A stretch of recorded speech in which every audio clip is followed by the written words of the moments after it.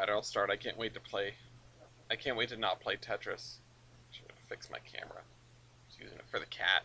Pointing at the cat and the dog. Hello, comrades, and welcome to another episode of Under Construction. I'm your host, Ellis, otherwise known as the Admiral. With me, Glory's over there, the dog's down there, and the cat is nowhere to be found. Let me post the thing where it belongs. I'm going to throw it in announcements because we don't get the things in there anymore. So, there we go. We are here. Good evening, Gavin likes trains. Goodbye, baby. Are you? You sure? Venkman is apparently over there. Okay.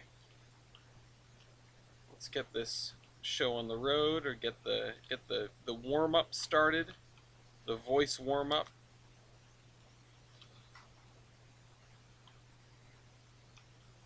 Oh my God, just all long pieces too.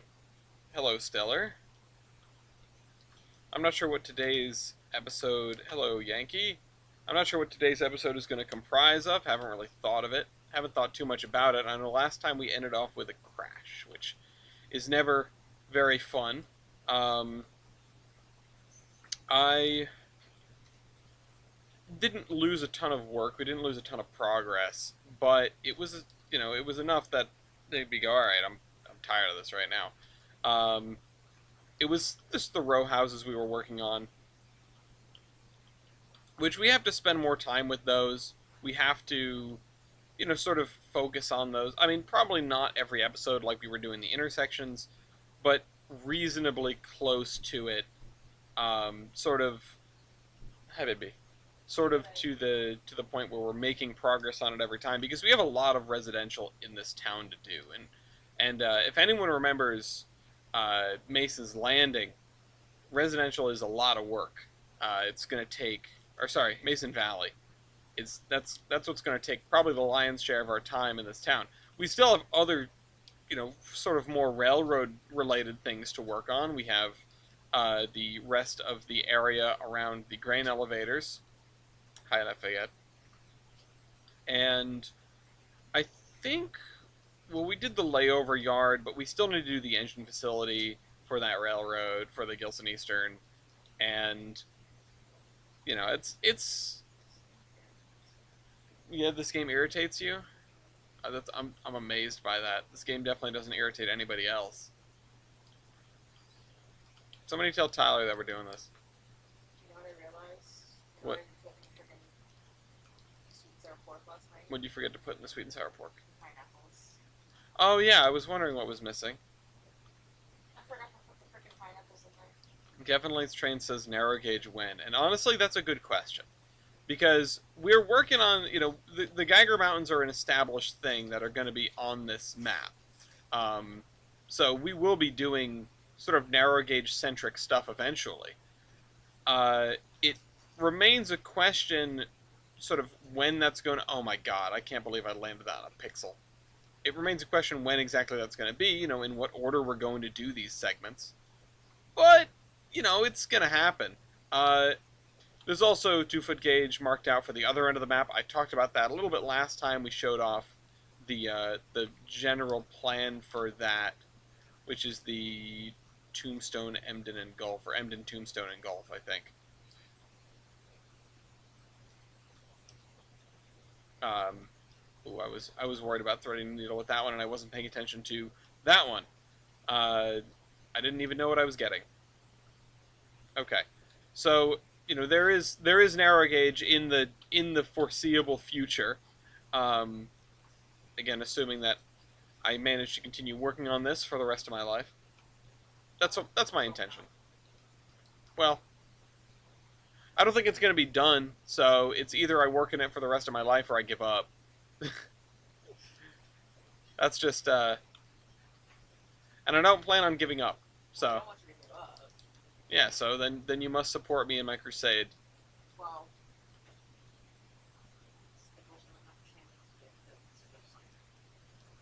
I think one night a week is not outrageous, but doing the other stuff is probably going to have to go by the wayside. Although eventually, we'll have MPS, and that'll be better, and I'll be able to drop this into that, and then I'll just have my kids as free labor. We'll have our kids. I'll just, you know, they'll build the railroad. Yeah, Yeah, keep your legacy. yeah, exactly. It'll be a multi-generational project. I'm getting only Z and S pieces, and that's not okay. This is gonna be it. We're already done. We're done. This is it. Okay, we got to go build a railroad. Um, last time, or not last time, but the time before that, we had we had our longest run. We had our new high score, and since then, not even close. That was not even close. Let me just clear up my pings really quick, and then we can get back to business. Hello, Brian. Let me scoot this over. I'm trying to line up the window so I can see as much of the chat as I can. Maybe I should actually, if I zoom out, I can see more of the chat. Sort of. Can I adjust this at all? No. Yeah, you know what? That's better. You're not sure if I heard the bad news about you being laid off? Because that's a shame. Do you think you'll be at the PN the weekend of June 1st? I don't have plans to be elsewhere, but I'm not planning to be at the PN.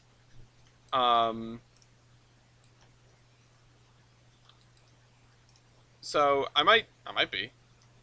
If you're gonna bring your 470, I'll try to make an effort and be there because that would be great to see. Yeah, Brian, I'm sorry to hear that you got laid off. That's rough. Don't forget, I see all. Gloria made it to page 300 of the book that they're currently reading that I read next, so I'm excited about that. Could I get like a statue or something? Or I wanted to put in maybe a very wide piece of. Yeah. I'm curious about what to put around this building here. Will you be in Wiscasset for the Kennebec Central event? That is the World War. No, that's not the World War One train, is it? That's the other one. That's the Civil War event. I think the plan is to be there. I think the plan is that TJ and probably Mew and I are going to go up and be there for that. I'm not certain. Yeah, Road to Togus. I'm not certain, but I think so. Let me grab these.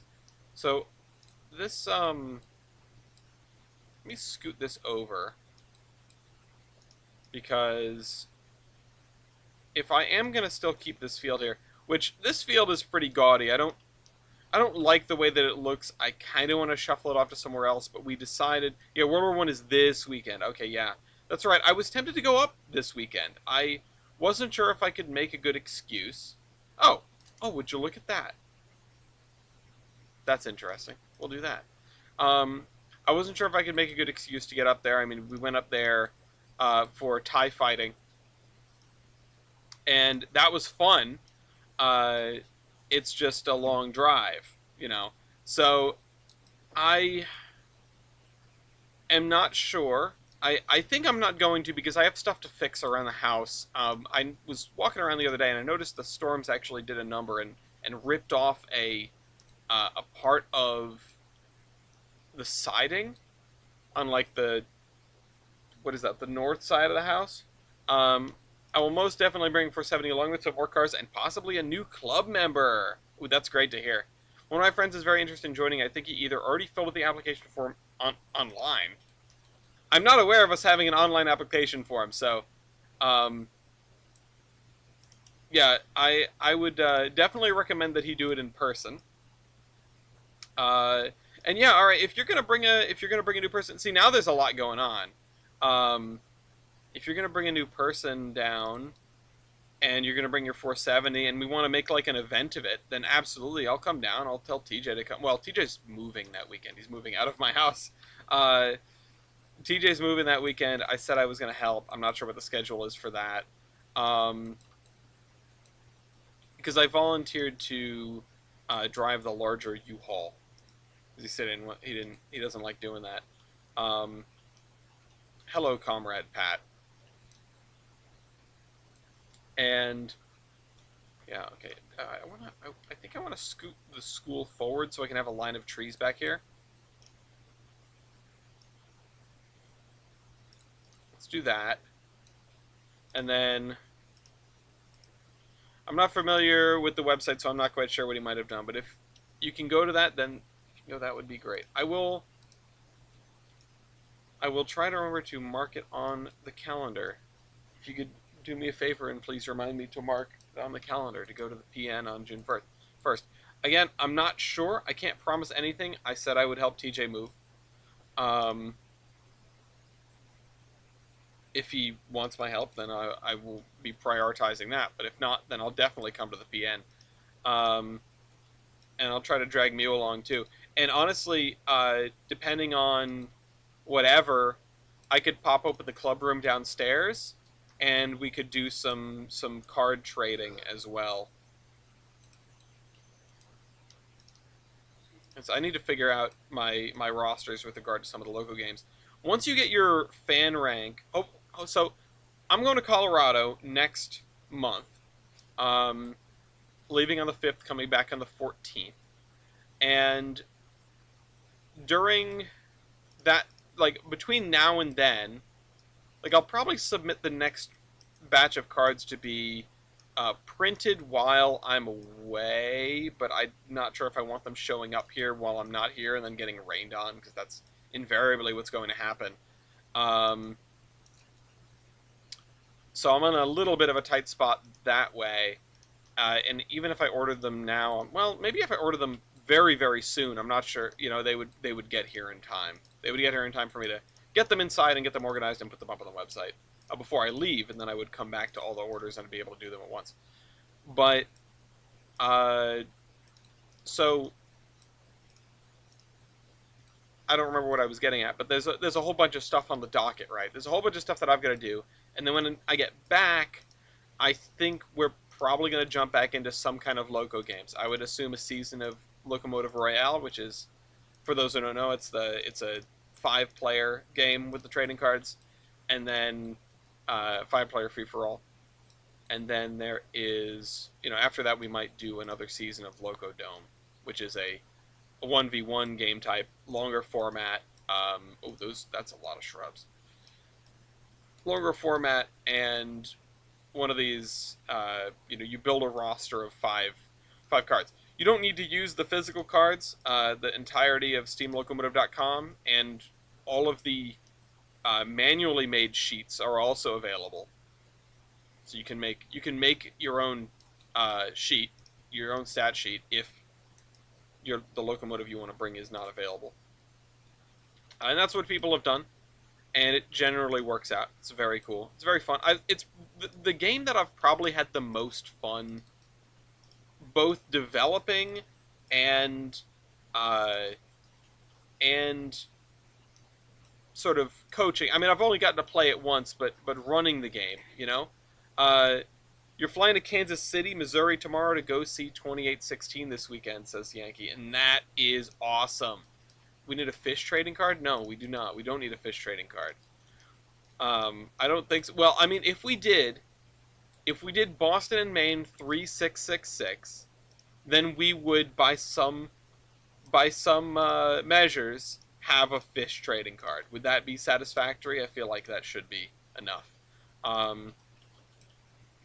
And if you don't know what that is, it was a Pacific that took a dive off a bridge in Portsmouth, New Hampshire, and it's down there still because I think they had to drag it out of the way of the out of the shipping channel, and they also wrapped it in cables and tried to get it to dissolve, which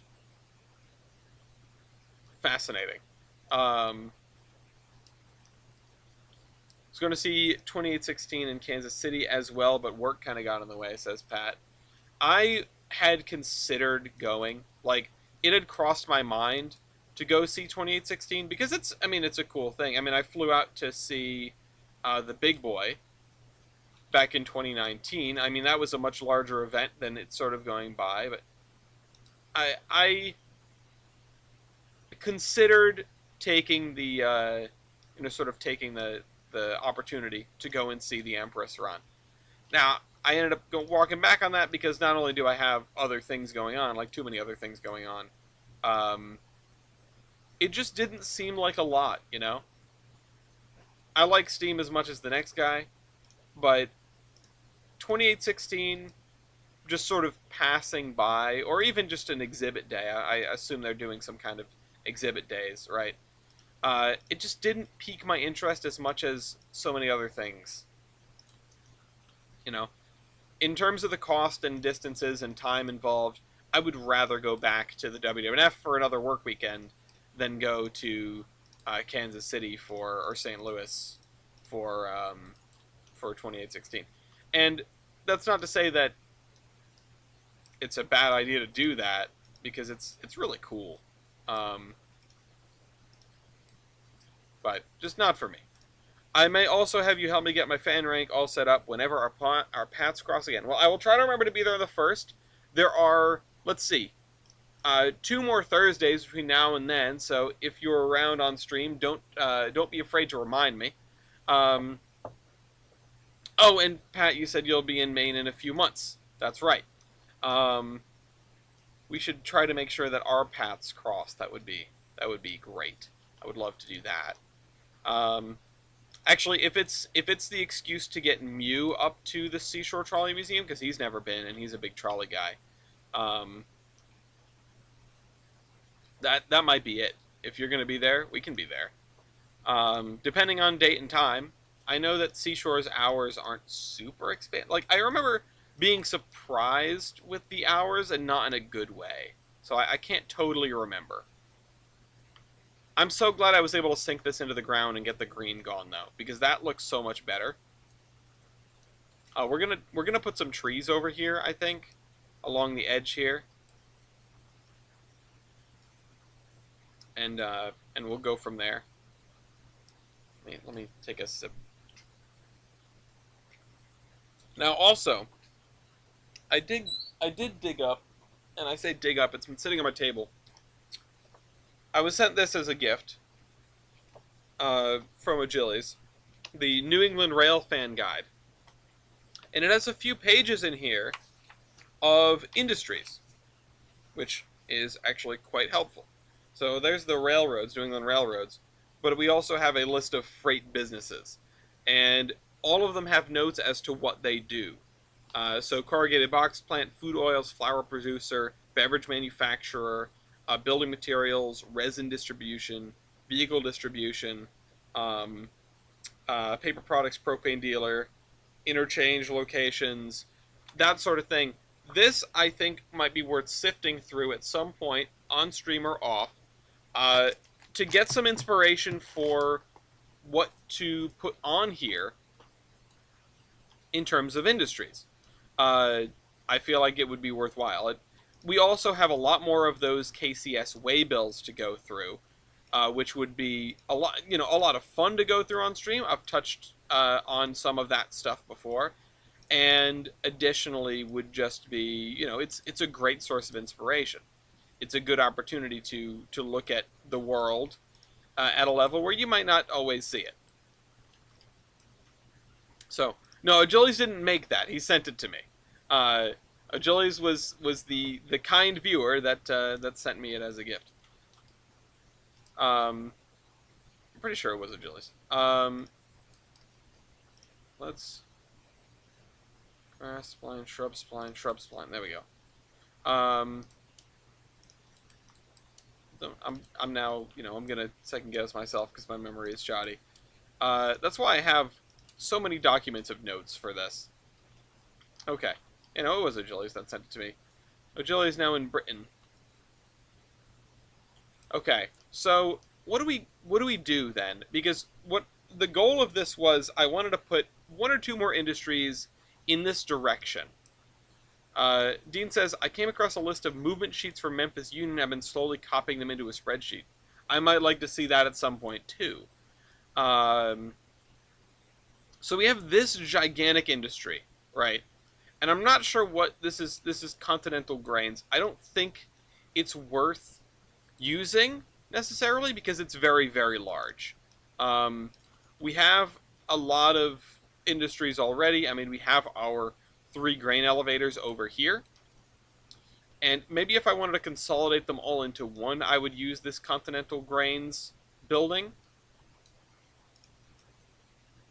Um, but on the flip, we have this place, which is, what is that? That's something about molasses, which, great. Uh, a product, corn syrup, tank load, sugar syrup, molasses. I don't think we have anything that uses those, but it doesn't matter because we can use the building. We can use the building and we can put a multiple industry over the top of the actual industry. Yankee says, oh, and one more thing, might have another kit bash planned, possibly Main Central again. Well, you certainly have a story that you're sticking to, so to speak. Now, I wasn't opposed to a large complex over here, is the thing. And I feel old watching this, thanks. I didn't say anything about why do you feel I didn't say anything about how it's been X number of years since we've started yet. We had the podcast recently where we had the 10th anniversary, which is actually tomorrow. Tomorrow or the next day is the 10th anniversary of the original episode of the Terminus podcast. Um, so, if you want to feel nostalgic or perhaps old, go back and rewatch that. But, you know, so much has changed, so much has stayed the same. There are things that I think we could never have predicted. The continuing story of the Class 1 meltdown being one of them. Um, it's, you know, I have been building this forever. Um, I don't think I will ever finish it, but it's less of a question of whether I'll finish it and more of a question of will I ever stop building it while I'm still, upright and sucking air. Now, there's a non-zero chance that the game crashes or that we lose the route in some way, and that's something that I don't really want to think about too hard, but it's a very real possibility. Um, and hopefully it doesn't ever come to that and makes me sort of give up on this and also presumably life. But at the end of the day, I think, as I sort of talked about a little bit last time, if I remember right. Holy crap. That was going to be loud. Um, uh, as I talked about, I think a little bit last time, it's just sort of, it's a project, right? It's a forever project, and not only have I come to terms with that, I'm actually probably happier with that than the alternative. Um, if I knew when this was going to end, or if I felt like at some point I would be finishing this, then I would probably spend more time than I should worrying about what I'm doing next. Um, because I'm always worried about the next project, right? For some reason, for some unknown reason, maybe it's just sort of part of being human, right? Um, I'm always worried about the next project. I'm always thinking about, well, after I do this, what am I going to do? And there are some things that have crossed my mind. I mean, the modular railroad is something that I started and never really followed through on particularly much. I didn't do too much with it. I made, the connection pieces, and then I reviewed like 1 or 2 modules, and that was it. Um,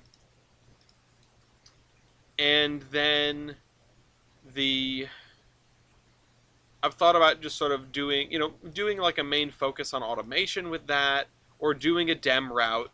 ISO said that is they're surprised that I haven't done a that this is all freehand terrain and not a dem. And oh shoot, okay, come on. Like so. Does that look okay to everyone? Looks okay to me. This is really just going to be a storage track and would have been there for this when this was like the active part, and now it's not. Um, anyway, yeah, I've thought about doing dem routes, and I think I've said if I had to start again, I would start with a dem, but I don't know what I would do. I've talked about doing, sort of trying to do the entire United States, just the track work, um, just to see how far I could get with that, hypothetically. Also, boy, does that not look good. Let's pull this back to here because I don't want. Oh shoot, there are even these pipes here. These pipes are kind of low. Um, yeah, let's do that and then pull this back to here. Hold on, straighten that out. There we go.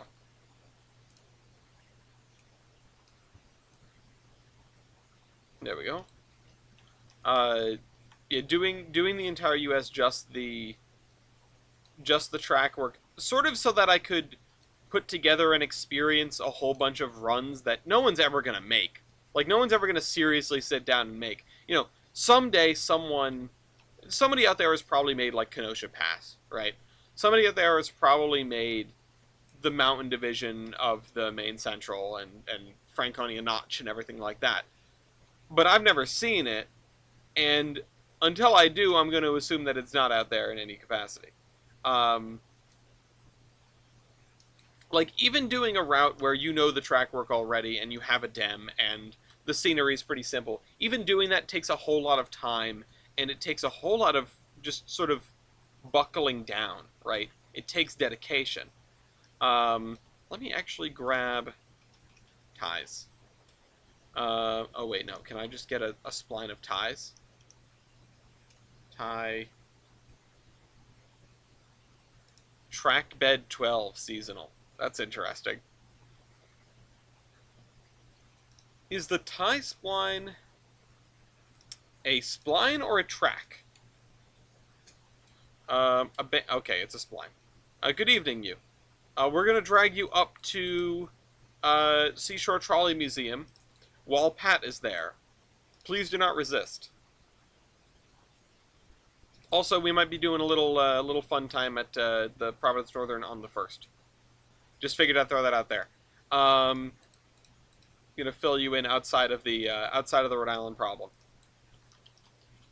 At some point, we're gonna have too many people in the Rhode Island problem, and it's gonna get folded into the server as a private thread or whatever. Yeah, June 1st.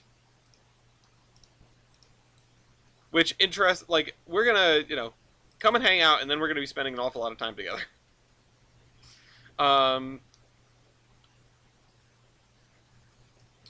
Okay, so I don't want the grass. I probably want dirt for this, or the dirt and leaves.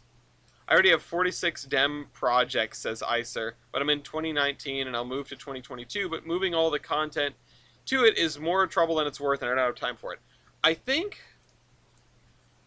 yeah, I mean, moving between versions is a little bit trickier than sort of just moving your install, because I had to do that not too long ago, and the fear of setting up the new path and telling Trainz, okay, the content's over here, and it just not recognizing it, it was almost enough to take my breath, right? It was something that I was very concerned that it would just not work.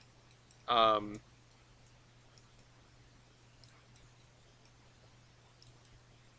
right, let's do that. And then somebody made something.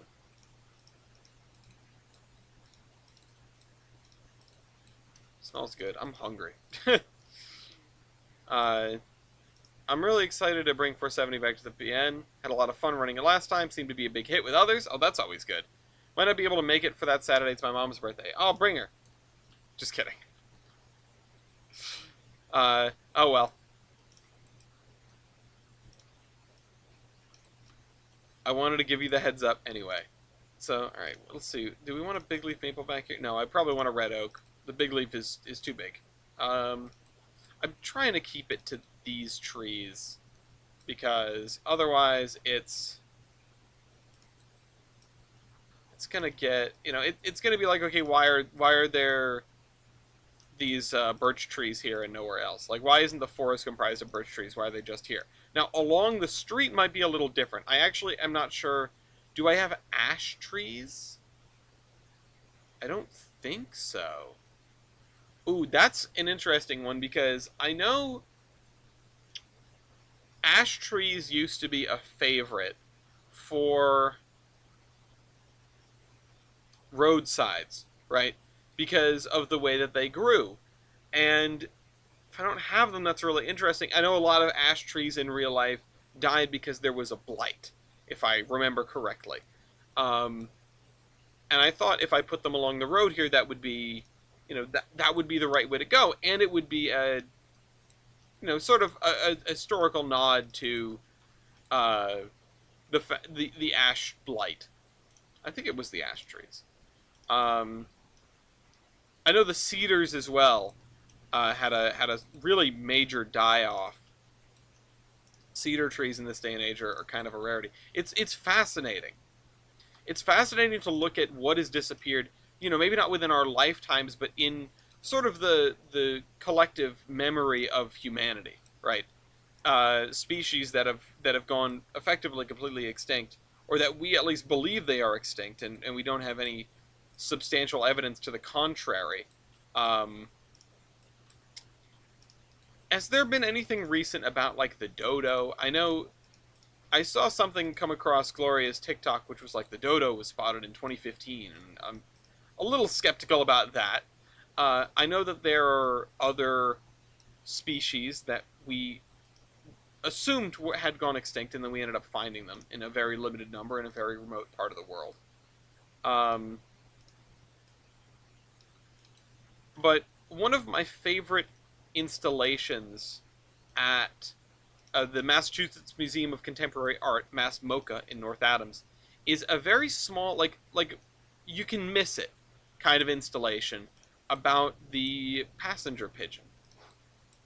And it's just sort of it's a projection onto a wall in one of the stairwells of a tree, and you see all of the leaves fly off, as birds, and then it's a bare tree.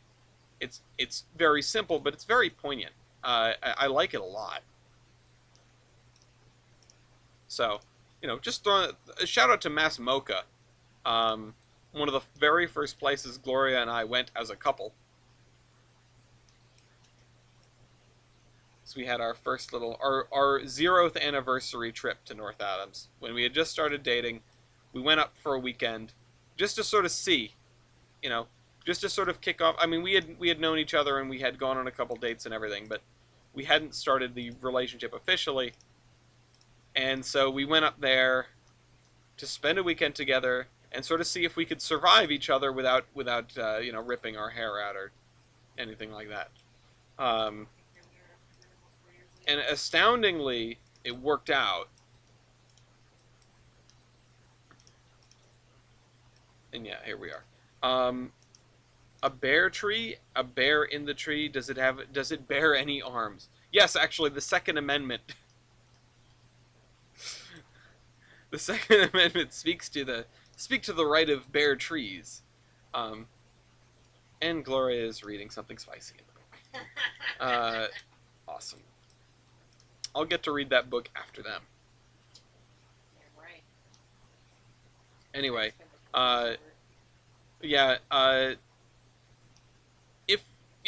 I don't actually know when the next Trainz full game is coming out. I'm not sure if there's been any discussion on that. They've been doing a lot with 2022 and Trainz Plus, right? They've been doing a lot with the sort of what the Trainz Plus subscribers get in terms of feature testing, and I am one of those people. Honestly, I should probably get rid of it because I'm not doing anything with it. We're not doing MPS anymore, but I do now have a ton of content that's in this route. I'm pretty sure that's DLC, and I feel bad about that because that's not what I wanted to happen. but it's impossible to tell packaged content apart from the, just your DLS content. It's always a yellow thing. Um, you don't like the pay to get this, and a lot of people don't. I don't blame the people that are unhappy with the sort of state of affairs. However, it the subscription service for MPS makes a lot of sense to me because it is something they're actively running servers for. At the same time, they're doing active development, and game dev is expensive. Blah blah blah. I don't really want to. I am not a fan of subscriptions. I got it because of MPS. Um, I would prefer to just buy a game once and be done with it. But I understand why they're doing what they're doing, especially N3V being a relatively small team in a relatively niche market. Um, and I feel like the alternative, right, is to do the Run 8 where everything is hideously expensive, except Run 8 doesn't have this massive free content farm where you can get almost everything you want. You can drop your own assets in the game and no one bats an eye, right? Like that's half the point. That's why people get Trainz, to build your own routes and have your content in there. Um, doing reskins, the freeware, the payware that's out there, KNL and Jointed Rail and everything like that. It's something that is obviously not unique to Trainz as opposed to the other simulators on the market. Hello, Mopac. Damn, singling out you again. You guys doing like a East Bucket West Bucket kind of feud? Is something? Did I miss something? Um, but anyway, the yeah, it's tough. I mean, recent games, right? Recent games, and I say games because that's what I mean, have sort of proven that there's more room in the train game market than maybe we had originally anticipated. But that doesn't mean there's room in the simulator market. That said, there's not a really good simulator with really robust multiplayer out there aside from Run 8, which I've already said 1,000 times why I'm hesitant to sort of recommend Run 8 to anyone, especially if they're just getting into train games. Um, Maybe next year I'll get Trainz 2022, because there are a few in Approach Medium server that have 2022. Would be willing to collab. I'm working on a dem route I have made. I do make dems, but only for friends. Alright, so this is not an advertisement of your services. I respect the disclaimer. Yeah, and honestly, I don't blame you, because there are, what, 2 other people in the Discord that make dems, and I feel like it's always like, oh, I want a dem. Oh, well, ping Kevon and Milky and see who can make you something. Sorry. I don't know what, like I said, if I was going to do a dem route, I would probably start off with, I know TJ had a map of Rhode Island he was working on. I would probably start with that if he has it around. And then I would go from there, and I would probably just go north and see where I can get, because I don't want to do Connecticut. Come on, nobody does. I would go, I would see if I could do the, American Truck Sim sort of thing, and just sort of build out one chunk at a time, see how far I can get before either my computer explodes because the route is too big, or computer explodes because the route is too big, or I just sort of keel over. All of that is a possibility, but that's all something that would happen if, for whatever reason, I gave up on Tolbrand. And the thing with Tolbrand is, despite the fact that it is extraordinarily large, well, I mean, it's not extraordinarily large, but it's thick, right? It is a lot of the routes you see that are this length aren't this width. I feel like, and I've seen some large routes. I mean, I've trolled around the UMR. The Iron Horseman Railroad is, I think, bigger than this. Maybe not in one dimension, but it's sort of like it's a brick, right? And there was another route that someone had up on stream in the Discord the other day, and I don't remember what route it was, but it was, it was reasonably large, but it was very spindly, and that I feel like is a problem that a lot of people have fairly quickly when they start trying to make big routes, because the game makes you want to go in cardinal directions, right? The game makes you want to. I'm gonna put a fence here. The game makes you want to build north, south, east, and west so that you can align with the edges of tiles and make tile sets that are, one tile wide, maybe two tiles wide if you're taking a curve. Um, Having a full tile between the edge of the railroad and the edge of the world is something that I don't see particularly often. Now, disclaimer, I don't mess around on too many maps. I have hopped on the Iron Horseman route occasionally as I've been writing the Iron Horseman, the motion picture, the novel, the book that's the follow up to the series. I was actually on there just the other night looking at the old main, trying to figure some plot related stuff out. And other than that, there's my testing route, and that's kind of it. I see other routes from people that are on the Discord, from people that post online, on Reddit, whatever, and from experiences that I've had in the past. A lot of N3V's routes are pretty chunky. They're pretty detail oriented. They've got a lot of scenery, but Icer says, the Dems I make are 3 baseboards wide, but I do 4. Any more is for those detailed mountain routes. Yeah, it's really nice to. It's nice to be in it, right? It's nice to be in the mountains and be able to look, at the ridges in the distance. Like, we don't have that here. The longest singular sight line is probably from here up into the mountains. Also, Yankee, I do see about building 7470. I'm sorry, I'm distracted. I want you to do that. That sounds cool. And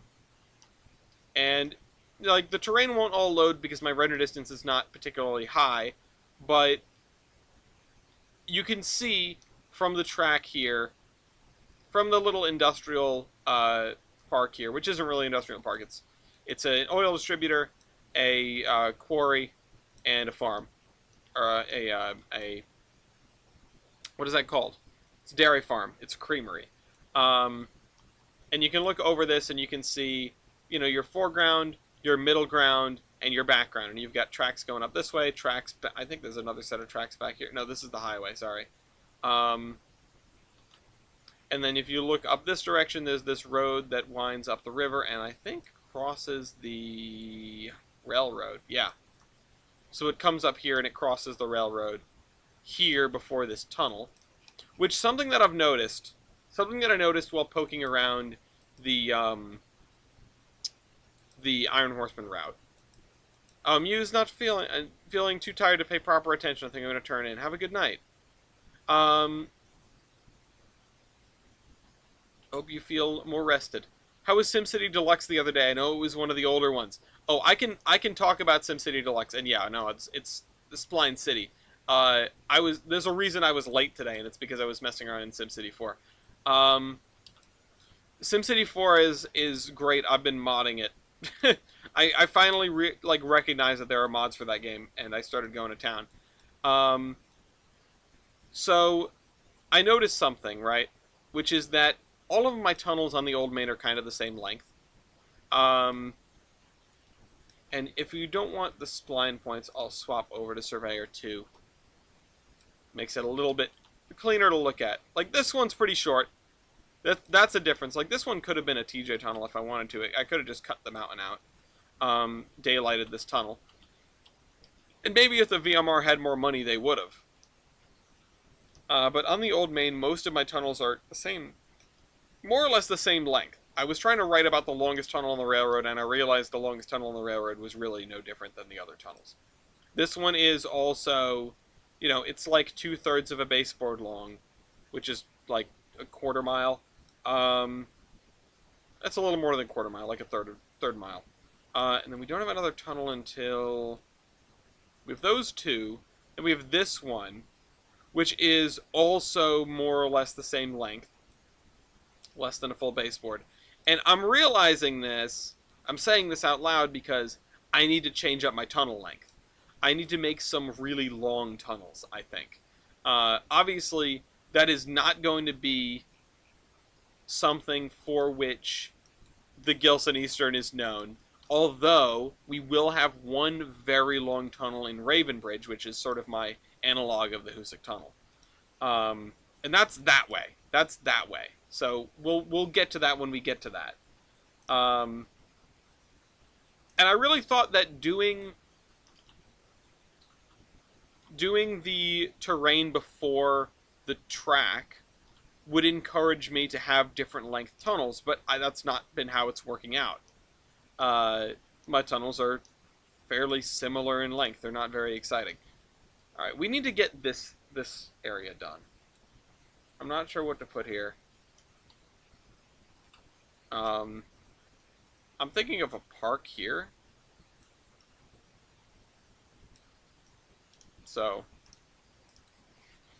we need to get some more stuff done with the row houses and things like that. We also, I think we still need to fill in the gap between, we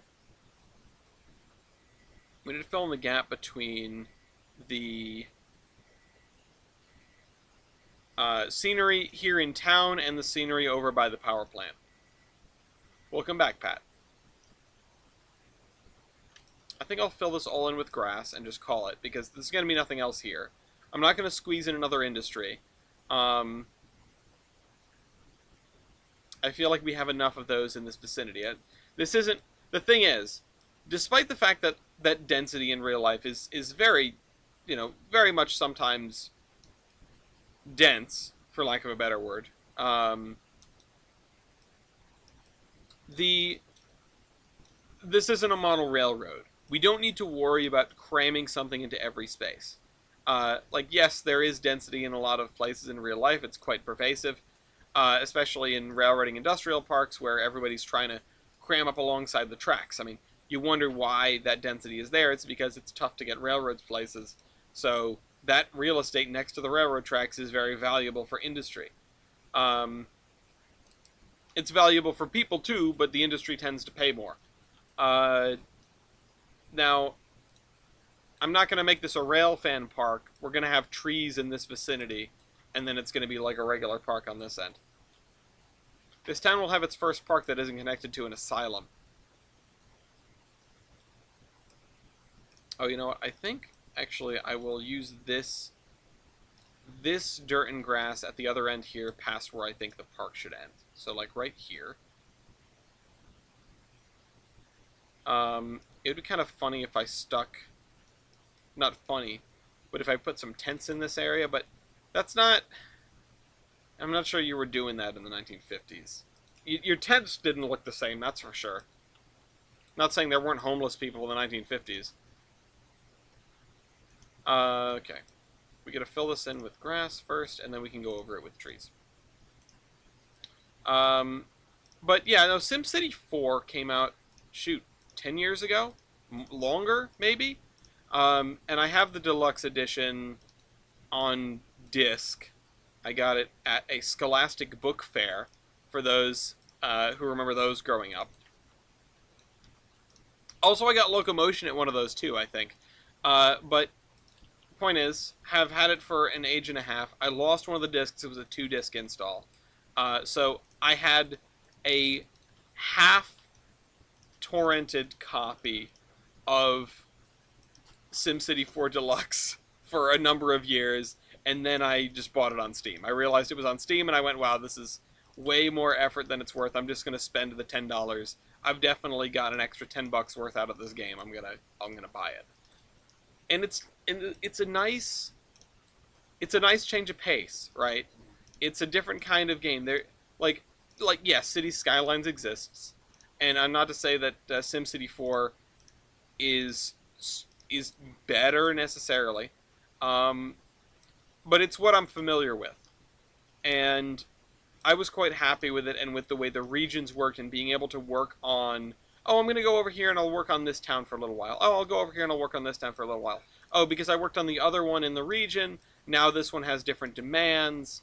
The systems in these older games are sometimes very impressive for their age, and it makes me wonder why we don't have as much of that.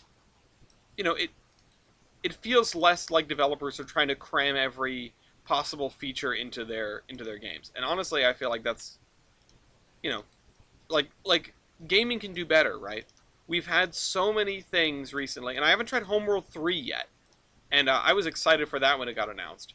Um, but there was some real concern when the trailer dropped in the Homeworld fandom, I suppose, about the systems in the game and how it was being how it was being made. Uh, and again, I'm not. This isn't. I didn't come here to talk down on City Skylines. It's just there is very little in City Skylines that makes me go, "Oh yeah, I need to get the new game." Right? It it doesn't grab me like that, and I'm not entirely sure why. But I feel like a lot of it is, despite the fact that, um, despite the fact that SimCity 4 doesn't have actively displayed traffic, right?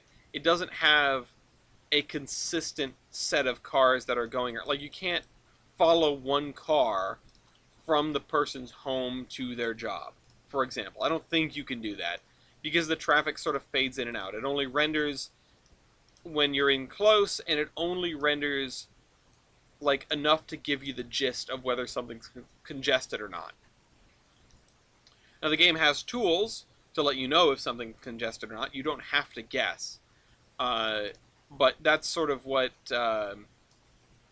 that's sort of what I know. Some other folks have hang-ups with SimCity 4, and it's because of that. Because they're used to a more modern game where you can see the traffic, and that's something I always wanted.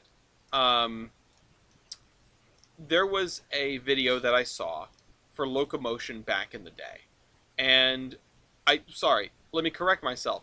A video that I saw that I thought was about locomotion and was about the auto mod with the additional industries. And for whatever reason, whatever it was in that video, made me convinced that if I delivered automobiles from the auto plant in locomotion in the Chicago Locomotive Works in the Plastic Man mod pack, um, from Amy Trainz. I'm sure you folks that have been around know exactly what I'm talking about because I played the hell out of locomotion. Um, I was convinced that if I finished the industry chain and delivered the cars like I was supposed to, they would start roaming the roads of locomotion. And I was excited for that. I wanted to see traffic. I wanted to see a world that was being lived in. And for whatever reason, SimCity 4, and it might just be my familiarity and maybe a hint of a shade of nostalgia.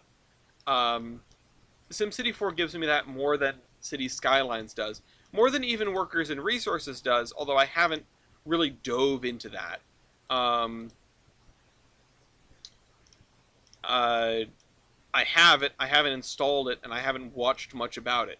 But the thing that sort of ticks my boxes about Workers and Resources is that there is a sort of progression of time, a little bit. It's not sort of the core focus of the game, but that's what I really want in a city builder. Like ever since I saw Do Not Eats Franklin series, it was like, please give me a city builder where I can go through time, where I can start out in the 1800s. Like, start me in Anno 1800 or Anno. Oh, sweet. Uh, Whatever it is. I think it's 1870, right? Um, and let me go from there on to, a SimCity 4 sort of thing. Hi Kevin. Locomotion traffic would be amazing. I found that you can get game scripts, or maybe it's AI players, um, to do that in OpenTTD. And I'm curious if that's something that I should implement, because right now we don't have any AI in the multiplayer servers that we've done, and I haven't done one in a little while. I'm waiting on a couple of things, particularly the SP pack, but I don't want to call the guy out because I know he's busy. I'm not going to bug him. Um,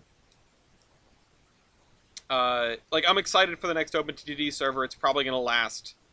Hopefully, if it continues working, it's going to last several months. Um, and yeah, let's grab this. No. Yes. Let me grab the grass, please. Um, and yeah, I've found out about AI that will build, just sort of make cars and let them drive around with no particular aims, just to have traffic on the roads. With the fact that the map generates, um, with the fact that the map generates roads between towns in JGRs, uh, it would make a little bit more sense and it'd be very interesting. Um, Workers and Racers has vehicles from different eras. The buildings aren't date locked, but you can get workshop stuff for whatever. Yeah, I that's it's a step in that direction, right? And that's exciting at least. It's something. Um, Best train game I've seen with traffic is Transport Fever 2. I cannot answer a phone call right now. And I 100%, well, I haven't played a lot of Transport Fever 2, but Transport Fever 1 is the same way. And even Train Fever, the traffic mattered. And that's something that seems to have been a core, like, motive for that studio since the very beginning. Um, Hold on, I need to send a text back because that was my mother trying to call me. We're going to see Kansas play tomorrow, and she's probably wanting to talk logistics, and I just can't right now. Hold on, where's my mother? Uh, Streaming.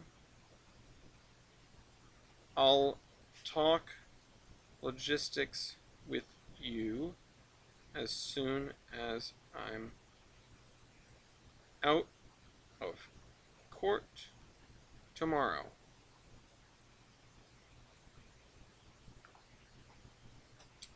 Anyway, yeah, and so the studio, I can't remember the name of the studio, but it's a cool name.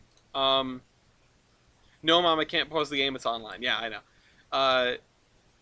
Sometimes my mom will try to call me, and then I won't answer, and she'll just send me a frowny face. And I'm like, okay, yeah, I know, but I can't. It's like she's pouting. Uh, okay. So this area honestly feels a little swampy to me. I'll probably bush it up. Um, okay, I'm working until 1 o'clock. Okay, perfect.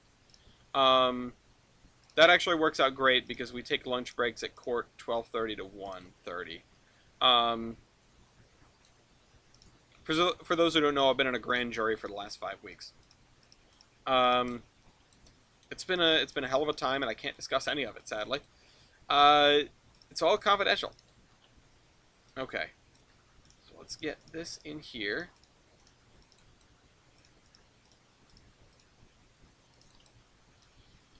Okay. Let's push the grass in against this a little bit. If I told you you had a nice body, would you hold it against me? Okay. And then we'll fill this in here. Sometimes you just got to go with the empty space, right? You just got to go with the green space, with the negative space. Not everything is going to be built up all the time. Now, you can go too far with this, but honestly, I think I haven't. I think I haven't gone far enough, right? A lot of these areas are treed up, and honestly, I think in this era they maybe wouldn't be treed up so much. They'd be cut, and you'd maybe have some little trees growing back, but not anything like this. But we won't worry about it.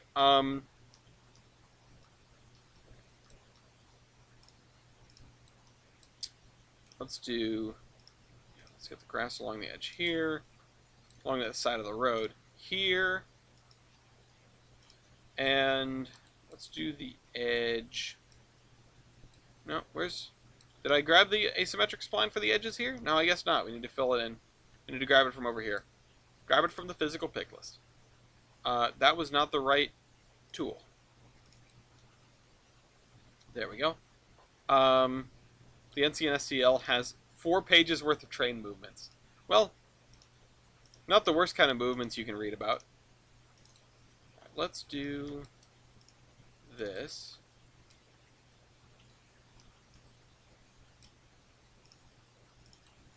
Let's do that. Okay.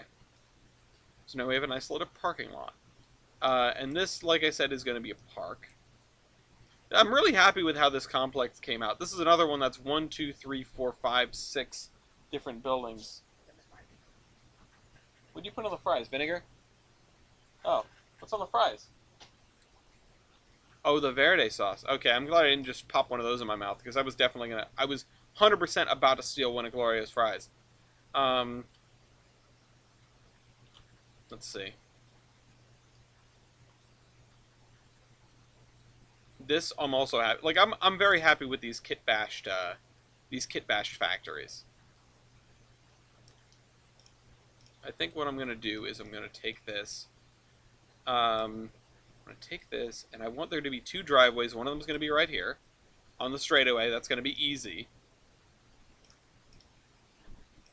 Embankment. I need the one side. Nope, wrong way. It's underneath the tall one. And then I'm going to make another entrance right here on this curve. This is going to be mostly for semis, because the entrance, or the doodads are here and here. 2 on this side, 2 on this side. And that's because of the building we have clipped into it. I don't remember why we needed that building clipped in. I just liked it. What even was that building? Oh, I can't grab it because it's not a old industrial building. Oh, because it has this piece. This is part of the same building. Okay, that's right. And the platform looks pretty darn good. I just need to add a door over here.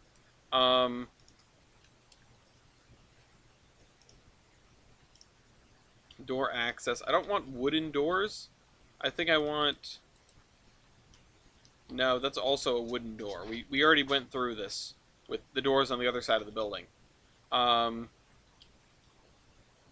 Modesto. Okay, well, we're not putting a door in. We'll... I mean, it wouldn't be wrong to have a wooden door, I guess, on the side of a building like this. I think the mills tend to have wooden doors. But that just looks a little ratty, don't you think? Yeah, it does. Don't worry, I already put that in the map. Door access. 1 meter by 1 meter. That's a very small door. Yeah, I don't know. Big dog. Search filter. Let's go door. I love kit bashing by adding doors or windows, new walls, etc. to industrial buildings. And it's great. I totally agree. It's just a lot of work. Like, most of the reason that I haven't done this... That is a container door. Bio-toilet door. We're going to put a porta-john door on the side of this building. That would look kind of goofy. Actually, though, because of the fact that it's so large, it'll successfully cover the window up. So... Hold on, let me put it over here and line it up with the wall over here, and then I'll slide it into place. It looks a little goofy, it doesn't look quite right, but it's better than the alternative, I think.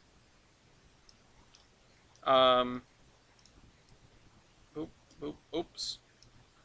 Don't you love it when YouTube doesn't give the notification until an hour after Ellis has started streaming? I try. It's the best I can do. I understand that YouTube just doesn't help me sometimes. We should just get lots of engagement and drag your friends in so we can make the algorithm happy. Okay, put that there. We have a door now. Probably not the kind of door that you'd want over there, but it covers the whole window, so it doesn't look good, or it doesn't look bad. Um, it's here. I've made worse. Um, yeah. Well, welcome, Kaiserin. Um, okay, we're gonna need the yeah. Oh shoot, that has an entire like side to it. We're gonna need to stretch this into the building, so that if the AI decides to push, something past the end, it won't just derail. You always need these tail tracks. I recommend these on everything. Bad news, my friend can't go Saturday. Rats. That's the Saturday the 1st, you mean?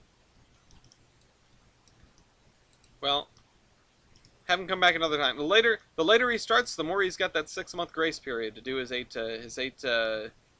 attendances. I hope you're keeping track of yours. And you've got to squeeze in a meeting at some point if you can get down on a Tuesday night. We had our meeting for... oh, welcome, Cab Car Caden. We had our business meeting, not yesterday, the day before. Yesterday was a Grange meeting. Same building, same people, different thing. And we had a quorum, but just barely. And I know you guys are, you're going to be junior members anyway, so it doesn't really matter. But it's just one of those things. We need to encourage the people that are coming to the Providence Northern to come to the business meetings. And if anyone out there, is part of an organization of any description, go to the business meetings. I know it's boring, but it's like voting. It's your civic duty. If you don't go there, then people will decide things for you. Frankly, I'm surprised I never got any angry messages about the dues increases. Or the dues increase that we had to do with the PN this year, which was the first dues increase in like 20 years.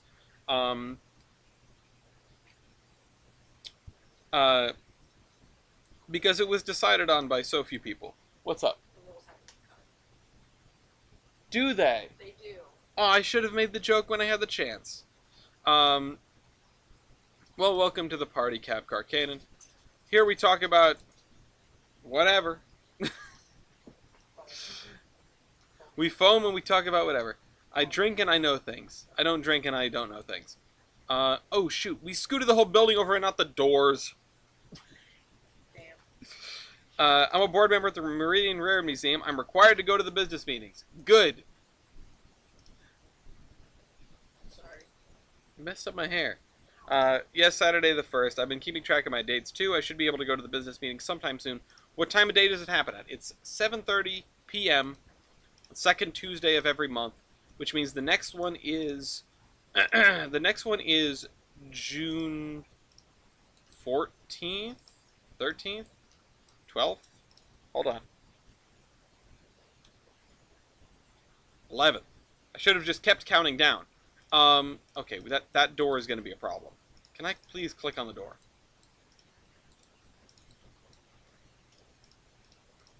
What if I zoom in real close? What if I walk into the door? Nope. Oh, come on.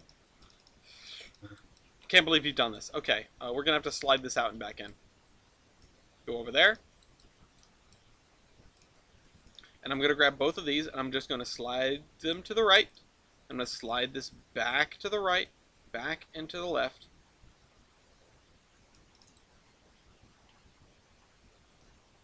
And then... Okay. Just save it in the calendar. Thank. Well, no, sorry. I didn't get to finish my thought because of the stupid doors. The next one is then, if you want to go to that one, be my guest. I'm going to be in Colorado. So I don't even know if we're going to have to postpone that one or not. I will try to let everyone know, and you especially. I will try to let all the club members know first and foremost, but I'll also try to remember to let you specifically know if we end up having to postpone that meeting, because I don't know where the vice president is. I haven't heard from the vice president of the model railroad in months, and he hasn't paid his dues in like 4 months. Which, oh, where did he go? He used to be the secretary. I'm glad he's not the secretary anymore. There were too many meetings where I had to do all of the stuff. Um, Listen, being a member of a model railroad or being a member of one of these organizations, I mean, being a member of a model railroad is great. It's great. It is to have a layout like the Providence Northers where you can go and just go with your friends on a Saturday and dick around and run trains and whatever. It's like how nice it is to have that, even as someone who doesn't really collect models. Um, it can't be overstated. Joining a local model railroad club, they're pretty cool. Um, Being the president of a model railroad club is like chewing on pearls. It is. It's not fun. I'll say that it's not fun. Um, but here's the thing: without people that do these, that sit in these positions, you don't have the club, right? You don't have the organization. So someone's got to do the paperwork. Someone's got to be the treasurer. Someone's got to run the meeting. Someone's got to uh, negotiate when the boomers get mad at one another. It's fun, in a manner of speaking. Actually, though, I did have a really wholesome conversation with a member earlier today because there was a lot of discussion about the fire extinguishers at the model railroad. Um, there was a kerfuffle about the bill because one of the members has a friend who's a very good friend and a very generous dude who has a company that inspects fire extinguishers. But every 12 years, fire extinguishers basically have to be torn down and rebuilt from scratch. Um, you have to empty them out. You have to do a hydro test on them, which I didn't expect to hear that word in the conversation, and my brain just went like, "Huh, steam engine." You have to do a hydro test on fire extinguishers every 12 years to keep them inspectable. And not only did I have no idea about that, I was not informed that that was what had been done to our 5 fire extinguishers um, this past year. And we usually get the inspection done for free because it's like $10 a piece at most places. Um, and we get a bill of over $200. And the treasurer was like, "This is ridiculous. We can't use this person's friend anymore for this if he's going to charge us this much money for something that's so cheap." And I agreed because I didn't understand the context. I didn't know about the 12-year thing. Um, and, I brought it up at a meeting, and the guy got kind of peeved. He's like, "We've been using my friend for years. He's very generous. He does all this stuff for us, blah, blah, blah." And, you know, he didn't say that to me. He said that after the meeting to one of the other members. And that other member approached me and said, "Hey, talk to him. He's really upset. I don't want to lose a member over this." And I didn't even imagine that was on the table because he had been privy to the concern about the bill and had never laid all his cards on the table about it. So I finally had that conversation with him, and this is 6 months on or more because that was last year's inspection in June, and now it's May. Uh,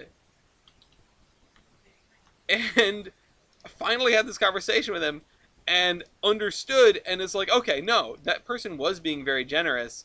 Like, you know, you have my blessing to go ahead and get the inspection done with him again. Uh, the regular inspection, which is going to be free. And that just, you got to speak up. That's another thing. Here's another life lesson for you. If you have information that no one else has, make that known. Because every conversation we have in life,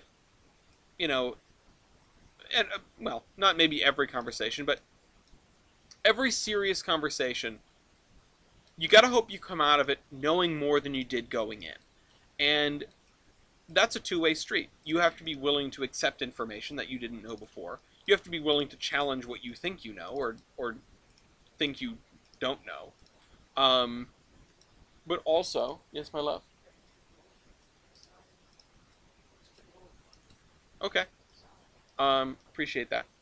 Uh, and you also need to present the things that you know, and also be willing to challenge them.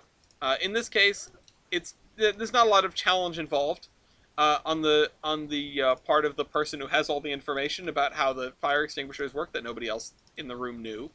Um, but my point is sort of you need to be able to be on both sides of that ball and be curious about what you don't know, because as I love to say, you don't know what you don't know, or you don't know what you don't know yet. Um, it's a big world. Everything is more complicated than we think it is, and I have shrubbery. This is just grass. Shrubberies are here. I'm gonna do the. I'm gonna shrubbery it over in a minute. Oh, I need to actually get this lower area with a different texture. Some short trees. Yeah. No, I got trees saved. I understand and appreciate all you're doing for the club. Oh, and you're new. How nice. I will try and contribute to the club as best I can. I may try and look into MOW work. I want to learn to make sense of that madness. Yeah. Maintenance away. John Brightmeyer. Well, John Brightmeyer's operating committee. Um, I don't know who specifically is in charge of track and scenery. I know it's a joint effort. The committees are not single person entities, but yeah, no, I mean, if you want to get involved, that's one of the other things I love about model railroading, is there is something for everyone, right? There is a, if you like to do wiring, there's electrical. If you like to just play around with the fiddly bits, you can do scenery. If you like to do something else, whatever, track work. If you like to paint, you can do the backdrops, or the ground in some cases, scenery. Um, and if you like to do ops, that's you can help figure that out. Yeah, it is. Kaiserin says, it would go great in that big open spot you're working on, an overgrown and sinking factory building. That would be kind of fun. I've been trying to avoid, too much abandoned stuff because it takes up space that you could fill in with, functional stuff. It would be fun to put a sinking building here, though. I'm thinking about what I might actually put here. Hold on, Kaiser. Hold on, I think you're onto something. Let me go to Jasper Mills and grab the building out of there because it might look good over here. Jasper Mills. That's Ballard. That's Ballard Mills. Jasper Mills over here.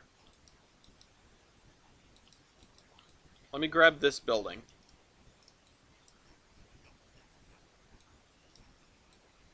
And if I jump into Surveyor 2, I can actually tilt it.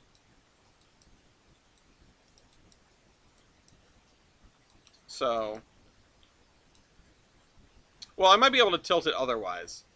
Let's grab this. There's one brand new window in there. If I lower it into the ground like that, so it's now a one-story building instead of a two-story building. And I'll see if I can rotate it. Object roll. No, I can't roll it, but I can roll it in Surveyor 2. Scoot it over so that it'd be like it was beside the road.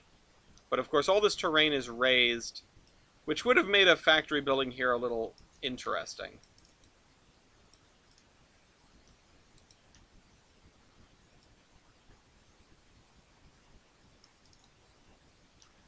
I'll put some shrubs around that so you can't see the one nice window.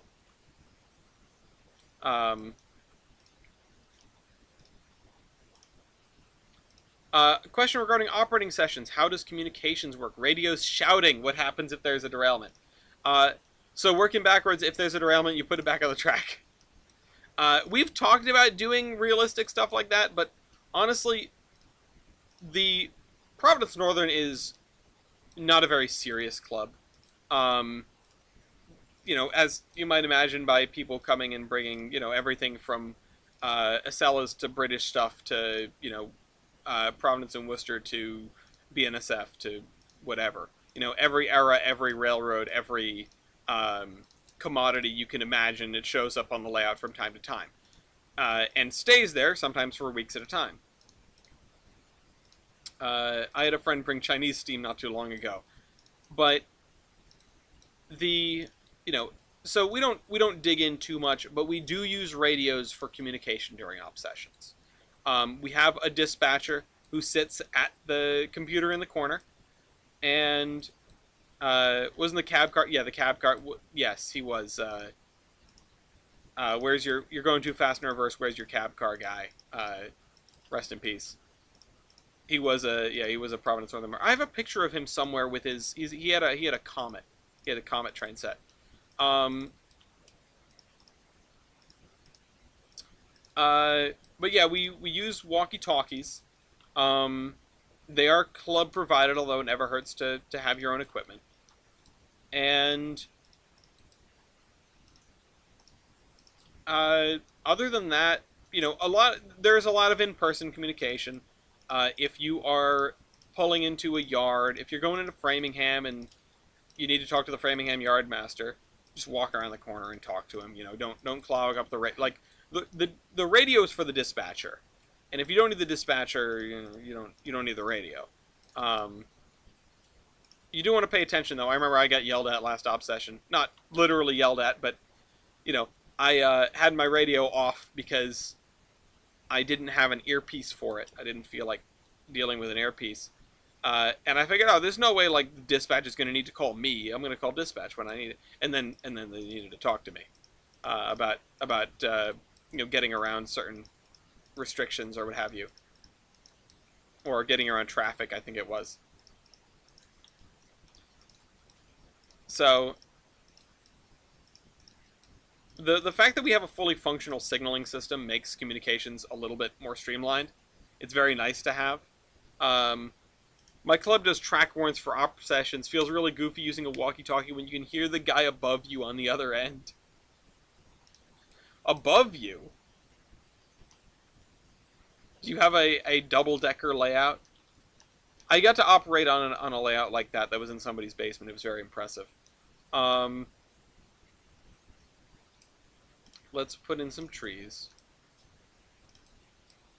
I'll just do this manually. I mean, I haven't done my Bob Ross impression in a while. Happy little trees. Um, oh, we have a balcony. Oh, that's got to be awesome. That's got to be awesome for the dispatcher to be up on a balcony. Uh, I mean, I see no God up here other than me. I should do that in Railroader. Okay, let's do this. And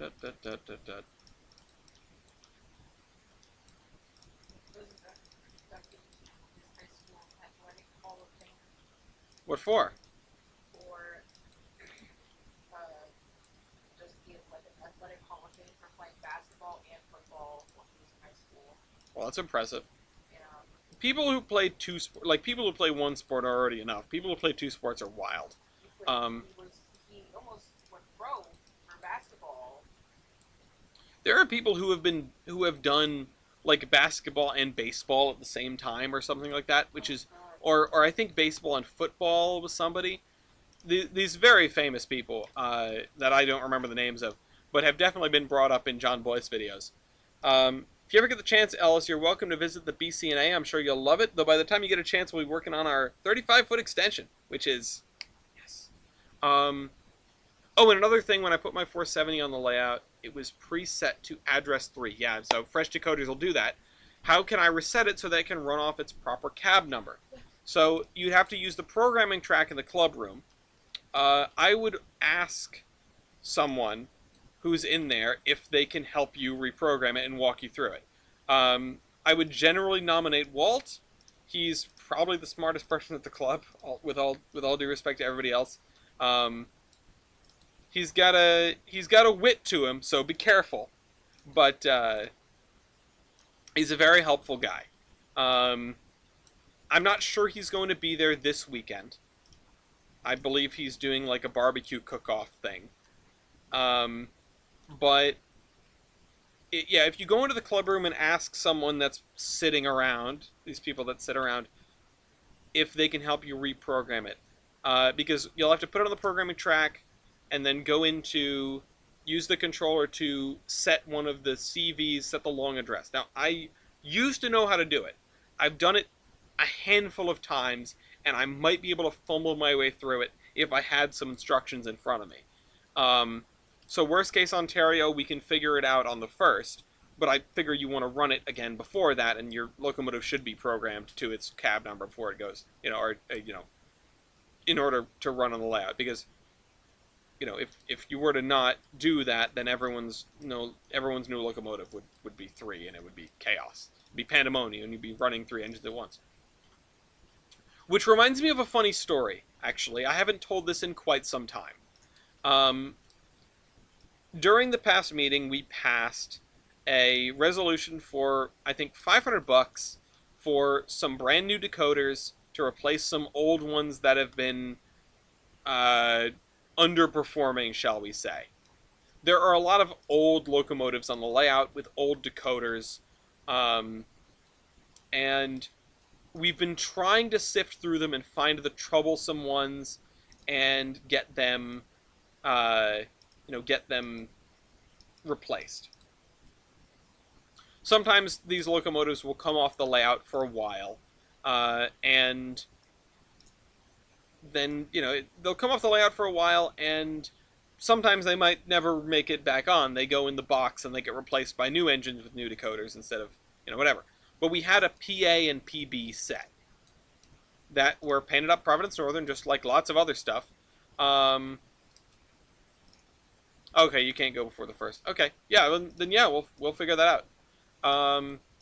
It's something that I should know. It's something that you should know. It's a simple thing, relatively speaking, in terms of adjusting your decoder.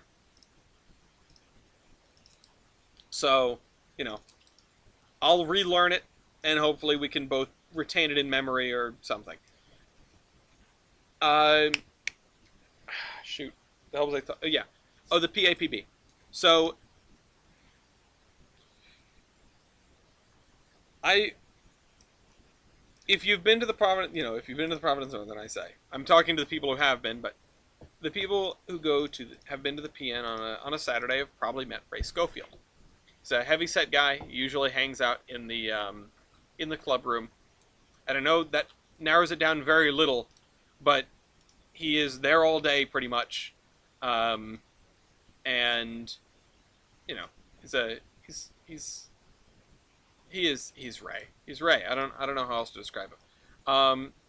No real facial hair guy. I don't know. He's got a walking stick, and he walks around real slow. So that's how you can tell him. But back in the before times when he was much more able, he's just Ray. He is. Back in the before times, he and I were trying to suss out the issues with the PA and PB, because I dug them out of storage and I was like, why aren't we using these for the passenger train and the op session? They are nice looking engines, and they're ours. They're painted up. And it's like, okay, well, let's figure out what we can do with them. We put them on the layout. We put power. We turn the track power on, and the PA is just unresponsive, if I remember right. The PA doesn't do anything. The decoder's totally dead. But the moment we gave them power, oh, he comes from the same town as you. Oh, that's cool. He has a really great home layout that I helped. I say I helped him build. I didn't help him with the layout at all. I helped him renovate the basement. I brought down sheetrock. TJ and I carried down sheetrock into his basement so he could build his layout. It's cool. It's a dual gauge layout, Neponset Ridge shoreline, can't remember which. He's got it open during the layout tours. We have to build some things. But the B unit started cranking. Started trying to move the moment that we put power to it. And that was our water wheel asset. I don't actually think so. Not one that's... I don't think there is a water wheel that is abandoned. Otherwise, I would use the hell out of it. I don't see water wheel. Otherwise, I would. But we'll just assume that that whole structure would have been made of wood and probably is disintegrated with time. Um, we've got to do some more of these. We got to do some more of these. Let me grab my phone and a random number generator. But while I'm talking about that, um, yeah, the B unit started cranking, started straining against the A unit, and I'm not sure either of us realized exactly what was about to happen because we picked up the A unit and we were in staging. And staging has a track that if you're going up the hill from staging, you're looking at the staging to your left. If you're going up the hill, it's the farthest track against the wall. It goes into a tunnel into the reverse loop. And picked up the A unit, and the B unit takes off. And there's no stopping it because we're not even like programmed to it. Um, it might have been because it had the same cab address as another locomotive which was being actively run on the layout, which is what made me think of this story. Random number generator, thank you. And random generator, I'm going to need sequences of numbers, so not just the one on Google. And it takes off and disappears into the tunnel. And that reverse loop is a little harrowing. It's underneath some of the backdrop. So if something derails in there, it's a real pain in the neck, so you got to go under the layout and reach up and fix it. It's the only area on the layout where that is a problem. It was a huge problem on our old layout. There was tons of underground track. And, all right, lower limit 1, upper limit 6. No, 6, please. Generate 10 numbers. Integer, allow duplication. Don't sort integer numbers. Generate. So this thing takes off into the backdrop. And I immediately assume that there is no way, absolutely no way. Oh, the first number is a 6. Awesome. There's absolutely no way that this thing makes it through the reverse loop. It's not an area that you can go fast through. Oh, we need to be in Surveyor 2 for this. But it's gone. Don't the red buttons kill everything on the layout, or am I crazy? No. If you hit the red button in the middle of the controller, it will emergency stop the whole layout. But that wasn't, it wasn't in the middle of an op session. There wasn't any reason to shut down the whole layout to catch this runaway single locomotive. There weren't a ton of people there. There were maybe 2 other people that were running trains. And we were in an area where they were not. Somebody was probably down the branch line, probably down Nevin. And maybe somebody else was out running on the main line. The point is, there were not a lot of witnesses. And this thing runs off at Mach snot. And my first thought is there's no way that thing is making it out of the reverse loop. I'm not even sure why the switch was lined for the reverse loop in the first place. So that's another like weird one. It's another sort of chink in the armor of this whole thing.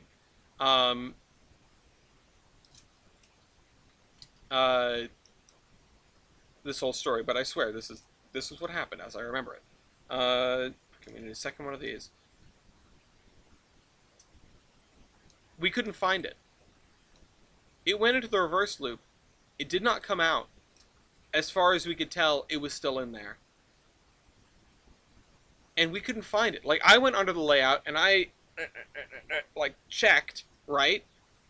We couldn't hear it running, so we know it must have stopped we couldn't hear it running, so we assumed it must have stopped somewhere. We assumed it derailed in there somewhere, but it didn't short the layout out. So, what were we supposed to do, right? Looked for it, and I think I eventually ran a train through to see if I ran into it, and it came out the other side. The train did, not the B unit. So, flabbergasted, right? Don't know what's going on. Basically, give up for the day. Go back, sit down in the club room, and just sort of like contemplate life. Like wonder how we got to this point where we have a runaway B unit that has vanished. It found the magic buffers, and it's currently on Sodor. But no. The other fella who was running the main line, there was one guy running the main line, Hey, is this yours? Folks said in the club room. Are you running the? Are you running this? It was nosed into a siding next to the station in the town of Keene, which is if I give you a map of the layout here, I did the I'm setting in more trains. It left staging, it went into the backdrop, it went across the room, so almost all the way across the length of the room, came out of staging, came out of the reverse loop rather, went all the way to the bottom corner of the room, made it around the bend at the bottom corner of the room, made it halfway up the main line, halfway up the hill, and somehow took a diverging switch that was not set diverging onto this siding, slammed into the side of the building, I guess, the end of the track, which thankfully didn't break anything, and just sat there grinding its wheels, trying to bust a hole, like, and keep going, presumably out the out the door and down the street. Um, we need more random numbers. I don't know how. One, it took off in the first place. Two, it made it that distance without tumbling off the table because of the speeds at which it was traveling. Um, Three, managed to take a diverging switch, managed to choose your own adventure, right? It chose its own adventure. It decided to take a left when it shouldn't have, and then was still sitting there, not quietly, mind you, and we didn't even hear it. And it didn't have sound, it was just a loud engine. So, I told that story in the podcast probably years ago at this point, and some days I'm still in disbelief that it ever happened. But sure enough, I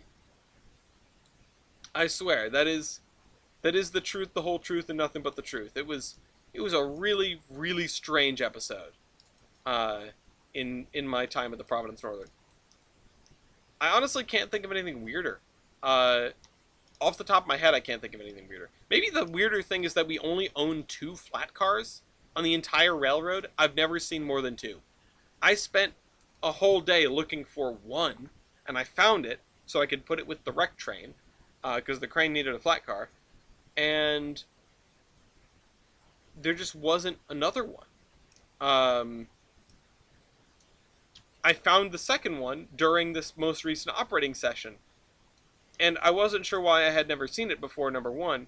And number two, I was still a little concerned, confused, whatever. We only had two flat cars? Like, flat cars are not rare. Um, but, whatever. Two flat cars. Somebody pays for, like, I'm not going to go out and tell somebody to buy more flat cars. We definitely have plenty of rolling stock on the layout, and we've got even more rolling stock in a gray box underneath the layout. Um, there's a crazy story. I've made some of my own crazy stories at the club in my 2 days log. Oh no. Both of them involve my new enemy, the Whitefield Diamond. Oh boy. I can only imagine that this involves really annoying derailments, because I know that Y switch in front of the Whitefield Diamond is the worst spot on the layout. It's better than it used to be, but it's still a nightmarish headache if you want to do anything over there. I have sort of put people to the test by asking them to switch out the quarry.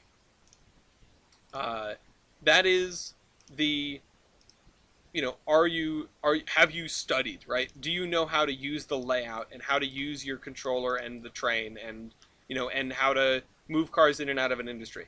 Because it's tight quarters, it's very annoying. If you go more than 2 miles an hour, it just derails your train, and it's it's an off the beaten path area of the railroad that if if you take a while to do it, you're not getting in anyone's way. It's not like trying to switch Summit or something where you're standing in the middle of the main aisle and people are squeezing by you every 5 seconds. Okay, so I'm not sure what to do with this stretch here. I think I might continue adding. I mean, this was the original commercial drag, right? I might continue adding commercial stuff to this, um, or I might sort of leave this because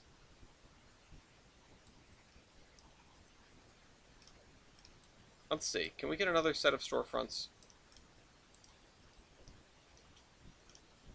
Yeah, okay, let's do this. Hold on. The only thing I don't like is not using the, so the tool options is, I don't know how to use them yet. I tried to mess around with them and I got very confused very quickly. Um, Yankee, if you want to, if you think it's worth typing out your stories, you are absolutely welcome to share them. Because I am intrigued. If not, you can tell me about them on the first, hopefully. Oh shoot. Oh shoot. Okay, hold on. This is not helping. We're going back to Surveyor World. I wish I knew how to use these tools, but ultimately I do not. You are 219.7 degrees. 219.4. I was very close. There's 7. I just saw it. Came and it went. There it goes. Okay. Drink Coca-Cola. We're not sponsored, but anyone that is listening, now and forever, feel free to check out our website, theironhorseman.com, where you can buy our unique line of steam locomotive trading cards. Tell your friends. Tell your local museums. And if you love a certain locomotive, you can buy from me a special order. I will make a card just for you. Well, you'll actually get 10 of them, but I will make it of what you ask for. Currently, I'm working on a pair for the Iowa Interstate QJs, as well as working on batch number 4, which is called Into the Woods. It's about logging locomotives. It's actually about me ripping my hair out at the Arcata and Mad River Railroad, so-called oldest railroad in California, and the only railroad I've ever seen built to 3 foot 9 1/4 inches. I don't know what they were on when they decided that that was a good idea, but that's what it is, and meaning there have never been any other locomotives built to that gauge, and so when we're short on stats, we have nothing to compare it to. We have to make measures off of photographs like animals. But anyway, Yankee says, on my first day, I think it was the second train I'd run, I ended up having one of my cars perfectly sitting on the opposite track. No accidentally flipped switches, it just derailed funny. So you just multi-track drifted, is what you did. Which, commendable effort. That's fantastic. That area is, I love the branch line, but boy, oh, boy howdy. It's got old track work and it shows. We should finish this park. Let's get a kind of fence. I'm being so ADHD today. This is not good. I'm wildin'. Wire fence. Is this the kind of... No, I don't want barbed wire on the park. I feel like that's maybe a little bit much. What about this? This makes me think a little bit of the Sandlot. Let's do this. Oh, and I did want to build a Sandlot. That's right. I think I have one in Olive, but I need one here. If you haven't watched The Sandlot lately, if you've never watched The Sandlot, go watch Sandlot. It's probably my favorite coming-of-age film. It's a story executed so well, and it's also outrageously quotable. It wasn't even a multi-track drift. A mid-train car ended up perfectly sitting the opposite track with all 4 wheels on, while everything else stayed on the correct side, just derailed. Oh! Well, I mean, listen, I can't expect a multi-track drift to go smoothly. It was attempted. Maybe not by your will, but by some higher power decided it was time to multi-track drift. Good, the Lord F40PH said.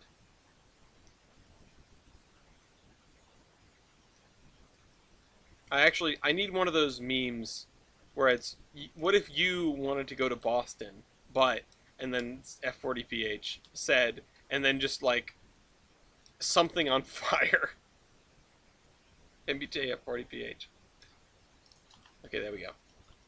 This is a nice fence. This is a weird shaped thing. I don't know if I can fit a baseball diamond in here. Um,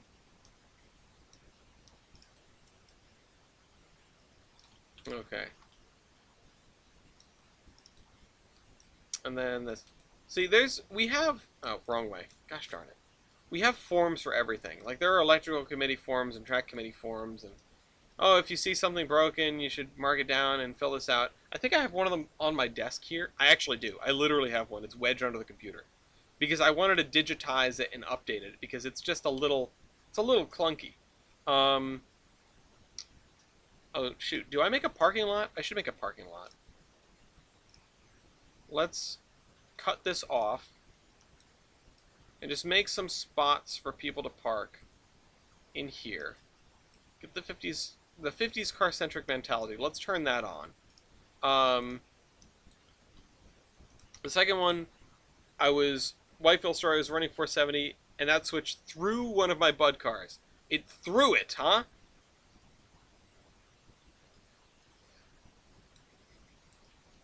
Careful, it's an anti-Bud switch. It's very against marijuana legalization. Okay, this needs to go here. Speaking of Bud cars, I need to get to the Berkshire Scenic. I need to go, I don't know what they're going to do with the Roger Williams, but whatever they do with it, I need to go to where it is and see it run. Because, how cool is that? That is, I know the New Haven is a Connecticut-centric railroad, but that's a piece of Rhode Island history right there. I mean, anything that you plaster the name Roger Williams on the side of, I feel like Rhode Islanders deserve to lay claim to it in some way. Um, because as far as European colonists go, he was a pretty cool guy.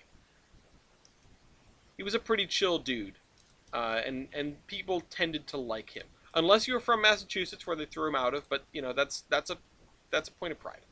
Um, there's a bump here. Interesting terrain variation. Okay, let's make a hole in the fence over here. Because I don't feel like doing gates. Gates are a lot of work. I'm going to put another hole in the fence over here. And I see it. I see the little yellow poking through. That we need to do the terrain work underneath the road. Or the sound. The texture. Texture. Why did I say sound twice? I need to eat. Okay. We have a park. What am I going to put in the park? Let's get some picnic tables. Actually,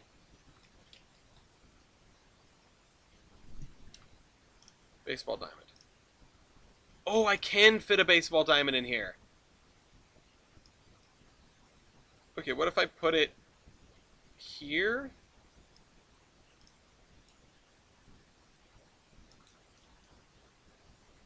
No, I should put it here.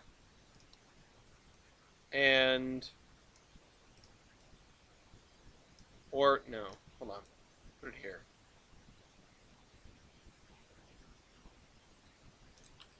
I would like to face it in a direction so that the baseballs aren't constantly going through windows, right? And I also want to put it in an area where if I want to put stuff in this park that is not the baseball diamond, then I have enough room for it. And I can scoot this all the way down to here, but I still need to leave enough room for right field, right?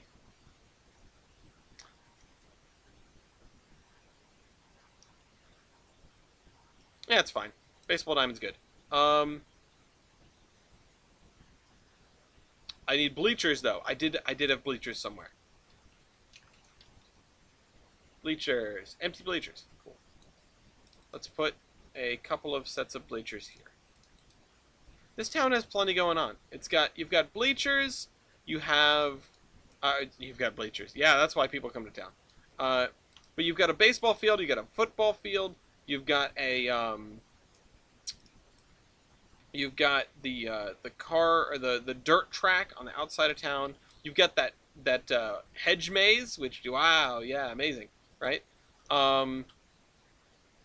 Okay, so let's make a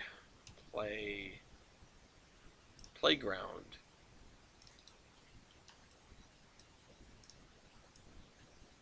Perfect. And I think I'll separate this with another fence.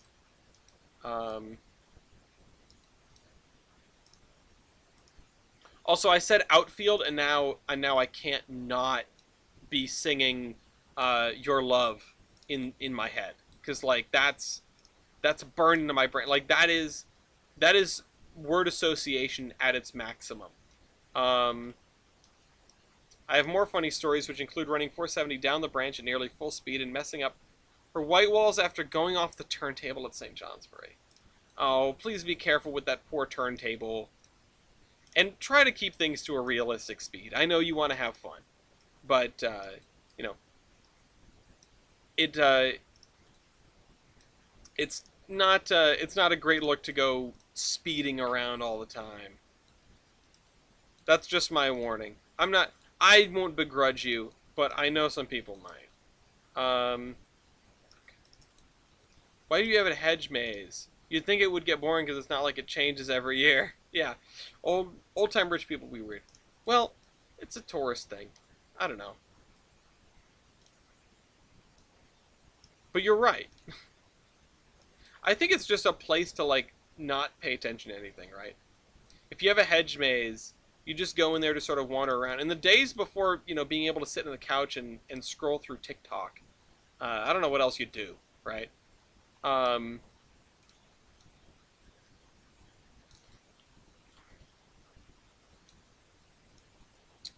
okay. Let's do that, and then I probably want some like sand under here, right? Or dirt. De-texture, how about? Hey, that looks pretty good for a playground. There. And then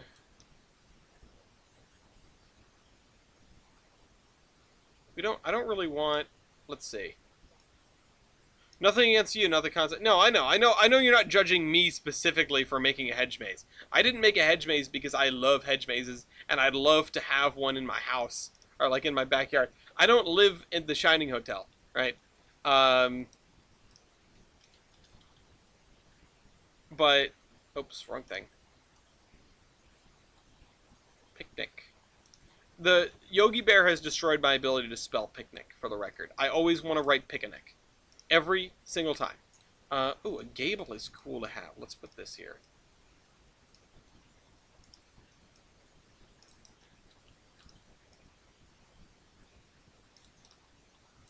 Uh, full speed is an over-exaggeration. Track speed, but probably not for reverse, and turntable is fine. I just aligned it ever so slightly. Well, I I will, I just have to say what I need to say as president of the club, yada yada. Don't take it too much to heart. Just, be courteous, be careful, etc. Um, I've seen you, I've seen you run a train. I'm not worried about you. Um, let's put a couple of picnic tables over here.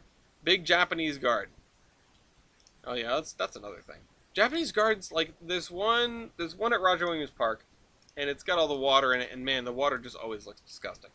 The Japanese gardens are cool, but boy, they take a lot of maintenance, because of the how intense the water is, or how much water there is. Um, but yeah, I mean, Mason, did you see my hedge maze? I did in fact full on build a hedge maze, like I channeled like this looks absolutely hideous. Hold on. I'm not sure if you were here last week. Um, and Matt, what are you talking about? Oh, moped successfully running. Oh no. Matt is going to kill himself on a moped. I'm getting PTSD from Japanese gardens. It's the name of one of our venues at the farm. Oh no. I just remember because the Japanese gardens at Roger Williams Park are next to the carousel, and I worked at the carousel for a couple of years. So I got to come into work on those weekends, and because I was like 14, 15, I get to come into work on those weekends and look at the incredibly disgusting Japanese gardens, um, and just wonder like why they hadn't been filled with concrete or something. Really, I just wanted something to happen with them. Like I wanted them to start looking better, but it was such an eyesore. Um, I felt bad for anyone who came to like take in the Japanese gardens, right?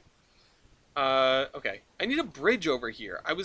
I thought I had bridges like placed everywhere I needed them to go, and I guess not because there's not one here. Let's see if I can find one. Oops, wrong thing. Um, Trying to pull any stunts like that. The reverse thing was only because there was an obstruction on the main that caused me to be trapped in staging. I was eager to get 470 out. Oh, something happens. Something always happens. Everyone's always trying to run the same direction. They should have the mainline switch that was broken, at least nominally repaired. That was a problem earlier. Okay. Bridge. I could always use a railroad bridge for this. 14th Street Bridge. Okay, no. That's very large. Wrought iron footbridge. Timber bridge. The VR timber bridges. Look at this. And this is a cool bridge. Obviously nothing like what we need right now, but, you know. The steel bridge. This is really cool. Okay, I should definitely use this somewhere. This you can fit a... It looks like you can get away with a 4-lane highway, right? You just gotta stay in your lane. That's interesting. I haven't seen that one before. I must have downloaded that recently. Oh, this bridge is something that I wanted, but that is way out of spec for this road. Gotta keep looking. Okay, that's not what I need. That's awesome. I definitely want to use that in the future, but, you know. Susquehanna River Bridge, St. Louis Bridge, oh, this is a station called something bridge. Steel Truss Presbyterian Bridge. A lot of these are not road bridges either, which doesn't really help. What about this? This is adorable.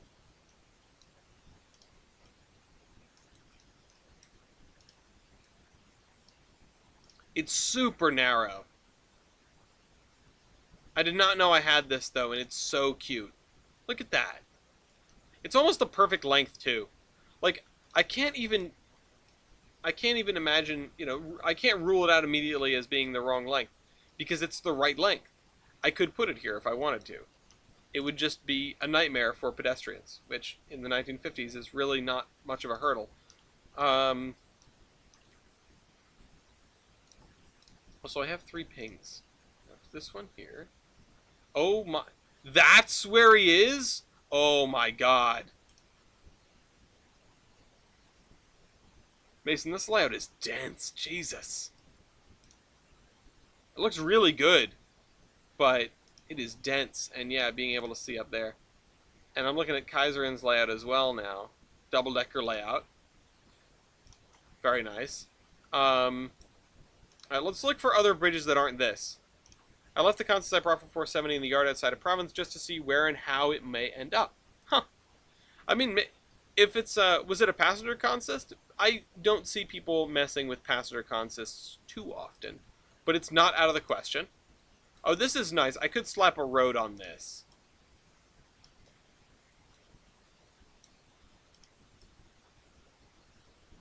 Could slap a road on this. And it's wider. Little test before I start leaving stuff. Yeah.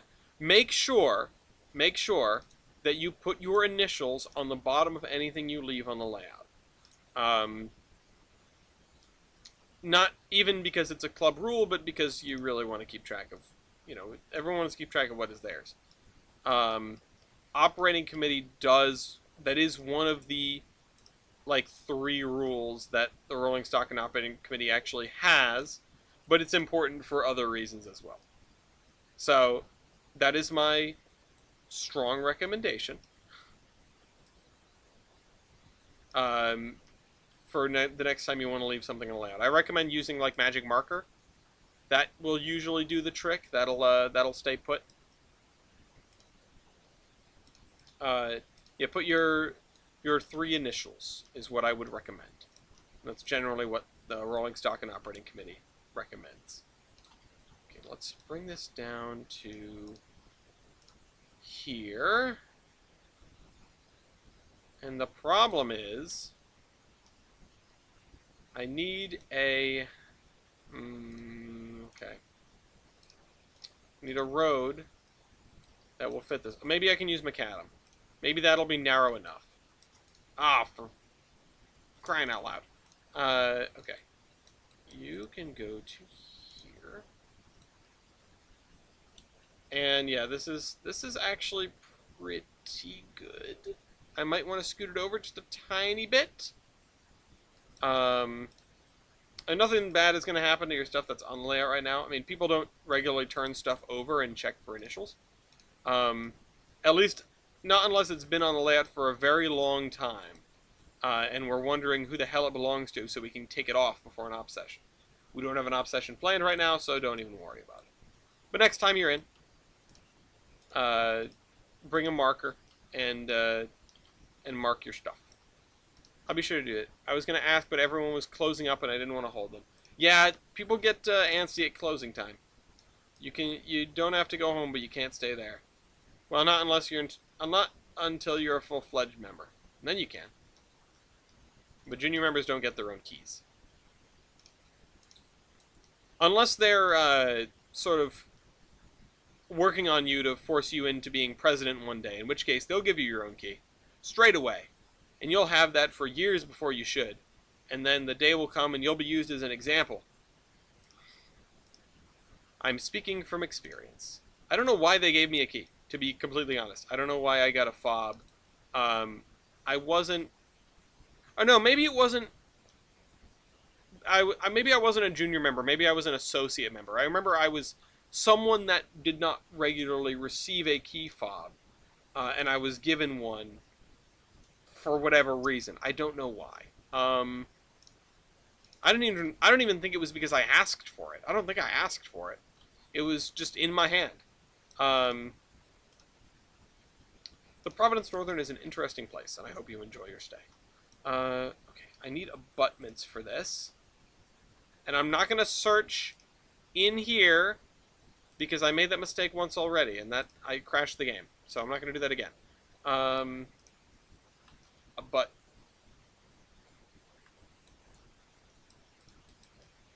okay, well that looks not bad. Might be a little too narrow though. Holy Moses, I spun it all the way around. This takes a while to get in place. The issue is getting... It looks like it might work. Oh, shoot.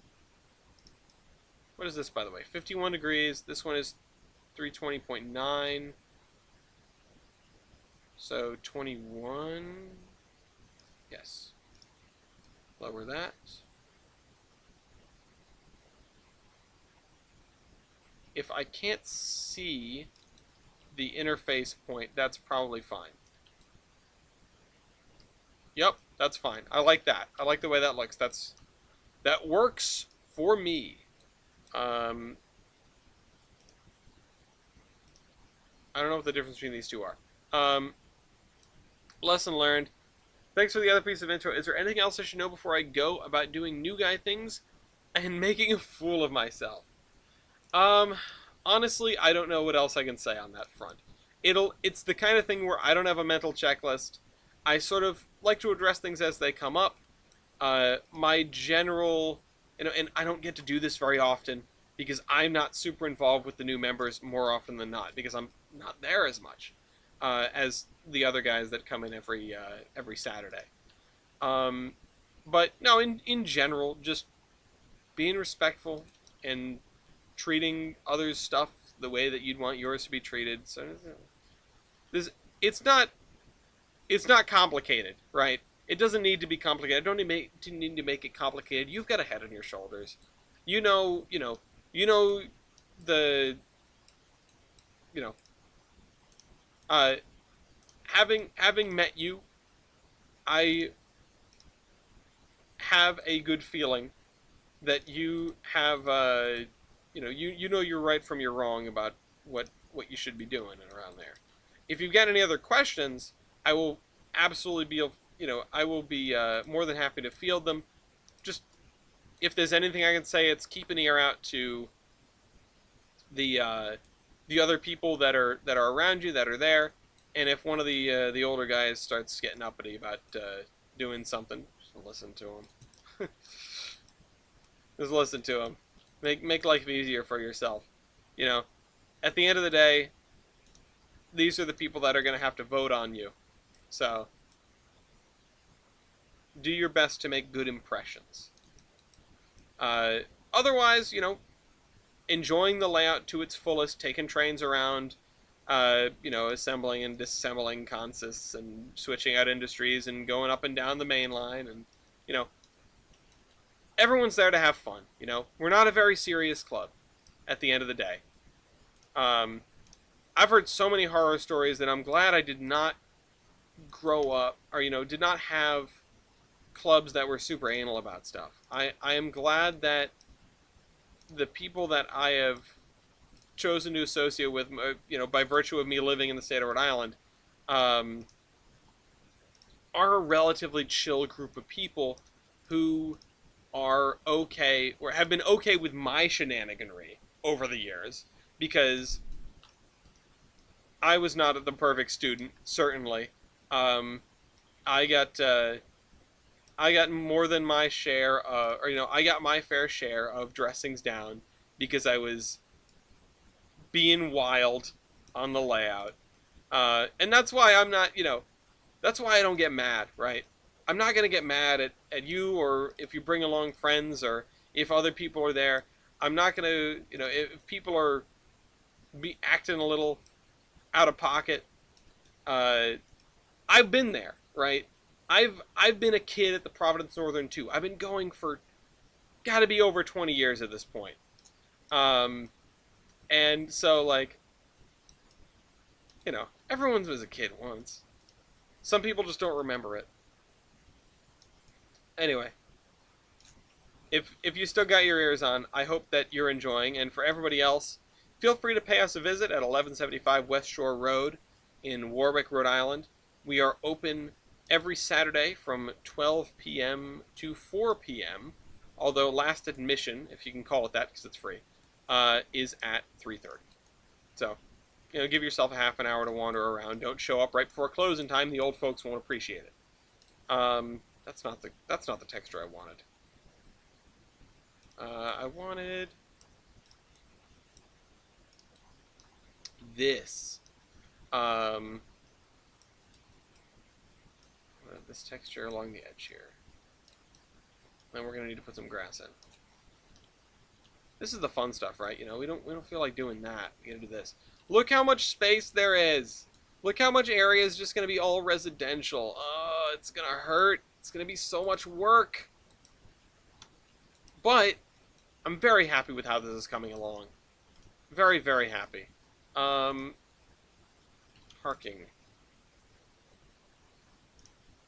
Parking stripe spline.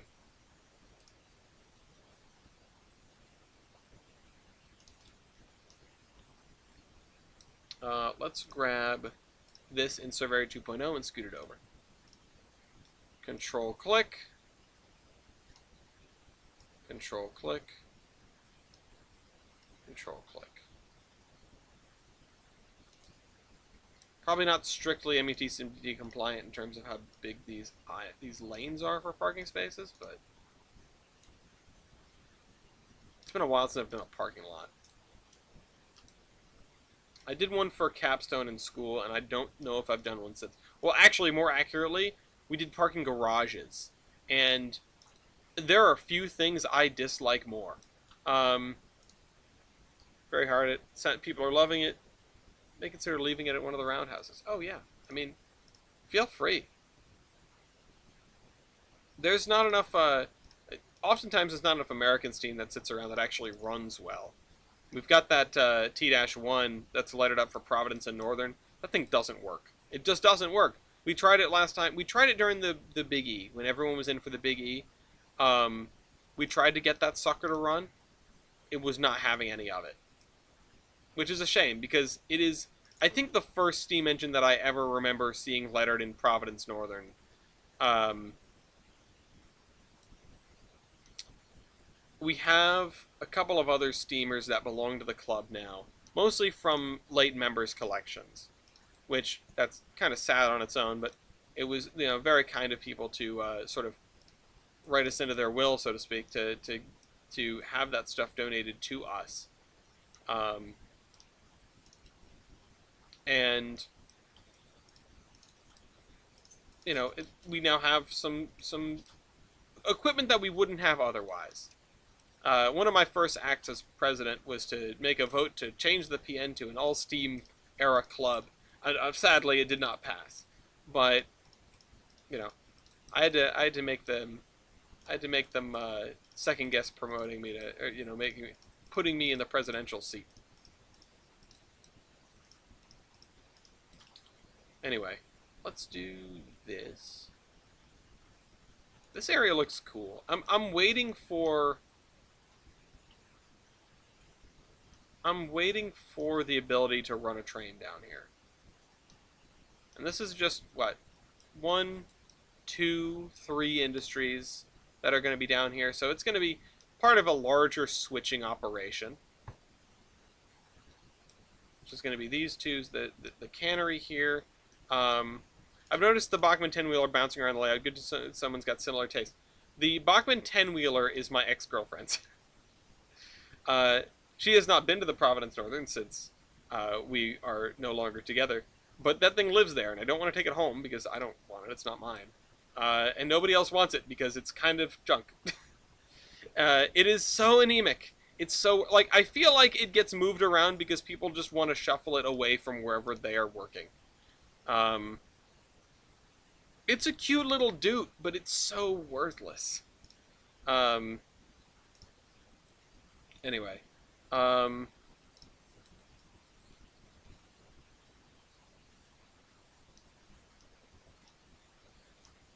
I love Ella, which is that's the locomotive name. Her name is Ella, and she has the whole stick was that she's got something going on with my locomotive Lee there. But yeah, Steamtown or bust. Actually, where's the picture? Where's the Steamtown or bust picture? Because once upon a time when you Googled Providence Northern, it was like the third image that came up. I think I have it saved on my computer though. Let me see if I can find it really quick, and I'll post it in the Discord if I find it. I thought I just saved it to like a random spot on my desktop. Or if it's not here, it's in the Providence Northern pictures that I put together for the thing. Pictures. Explain why someone shoved it into the roundhouse in St. Johnsbury. Yeah, that sounds about right. Hold on, pictures. Model rail or models PN. It would probably be filed under the no because I don't think I put the Steamtown or bust picture in the slideshow that we use for the Big E. Bear with me just a second. Nope, there's the Pineapple Cup with the EP locomotive. So that means it's probably filed under yes, which is even worse. Because that means that's a public-facing thing. There's so many things in this list of pictures. Here, you should see it. Screen. Oh, I'm so glad. I'm so glad you're excited, Caden. I hope I can be there when you do show up, or when you're able to come around when you show up. Where? I mean, there are a lot of photos here. These were submitted by members and foamers alike. Well, I suppose the Venn diagram's a circle. Oh, hey, there he is! Where's your cab car guy? And there's the PA! This is... Oh, God. I didn't expect that blast from the past. Okay, hold on. I still gotta find it. Here's a picture of the mogul coming out of the branch line. Or not the branch line, the reverse loop. Um, there are too many pictures here. I don't think I labeled it, is the thing. I don't think I wrote Steamtown or Bust um, as the name of the photo, but if I did, boy, that would make things easier. There's the old Providence Station model.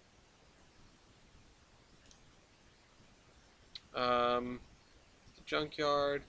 It was a very small photo. Honestly, I wonder if I sort by smallest to largest, if it'll show up.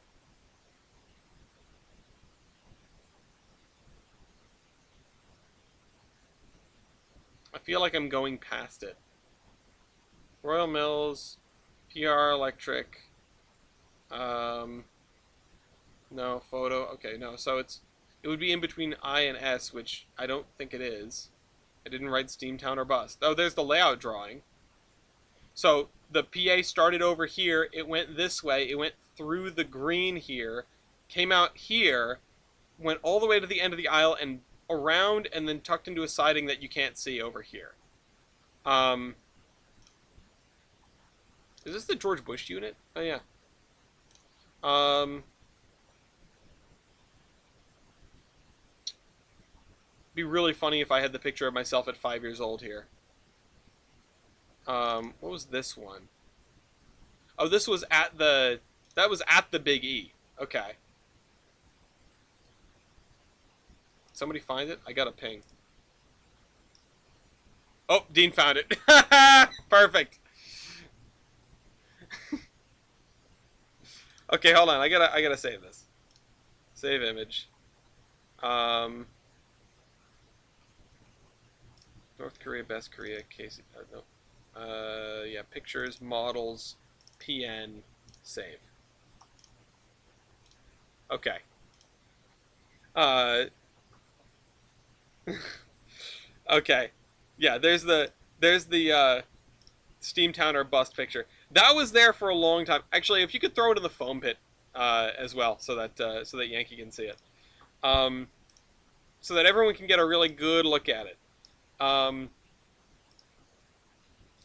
but that sign, so the because we're a diesel era club, there are some steam haters among us, um, and at one point that was the sort of like the word on the street, so to speak, is was busting the balls of all the steam people by saying all steam engines must go to Steamtown with an arrow pointing off the edge of the layout. Um, been telling you about my customs. Oh, that's your model. Okay, I bet the thing will look and sound amazing running on the PN. I hope so. We need more steam. We need to have like mini op sessions. Just like somebody switching out this, somebody switching out two people working down on the branch line and other people bringing them stuff, right? The people down to the branch line are like, okay, I need like, 6 Kaolin cars or 3 covered hoppers, and the other people go out and find them in the rest of the layout and bring them back, which would be great. I've done stuff like that before. It's a lot of fun. If I can get my dang controller to work. Alright. We're going to need to do this on the one side. But this has been just a Providence Northern extravaganza, which is not my intention. I think that is posted. I think the Providence Northern video is actually posted on YouTube somewhere. It might be unlisted though. I might have left it unlisted. I'd have to check. What is this? Oh, this is the Payday Loans building, right? Find them that sounds like Rare Hide and Seek. I'm here for it. I have a wooden steam era freight cars in New Haven, OISO that's seen better days. Well, all New Haven steam has seen better days. Okay, I want to get the gravel all the way to the end of this. No, it's public. Oh, it's public. Okay, that's good.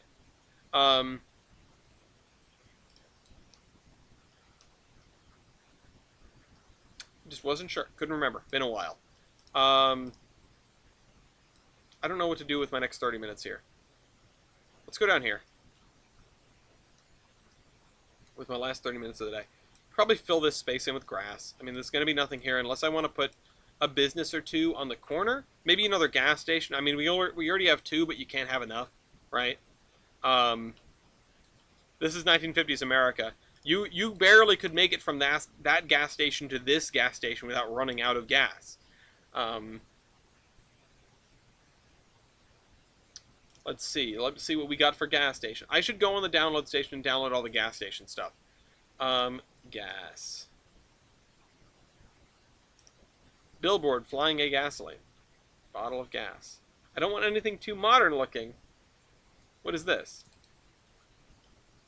This is definitely modern looking, but the building is kind of cute. Building gas station.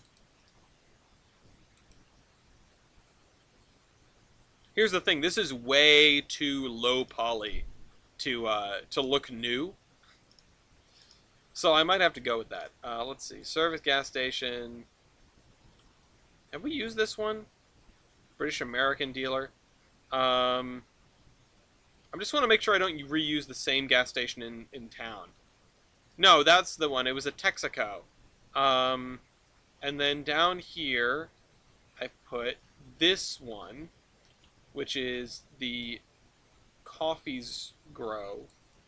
Whatever that means. Yeah, let's do the British American one. Which, sadly, codifies the existence of both Britain and America, but that's not, doesn't matter here. We're in our own timeline. There's none of that.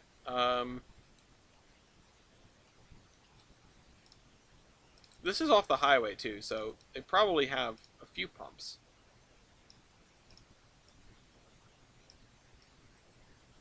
Unfortunately, we don't really have an easy way to make an island for these pumps. Oh, wait, I have an idea. I have an idea.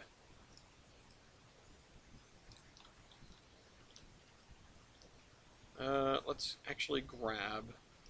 We still have to finish this graveyard up here, huh? This. We need this. Give me this. Sidewalk median 4 foot. Trying to find Hem's thing in the gondola. Yeah, it's in there somewhere. It's in there somewhere.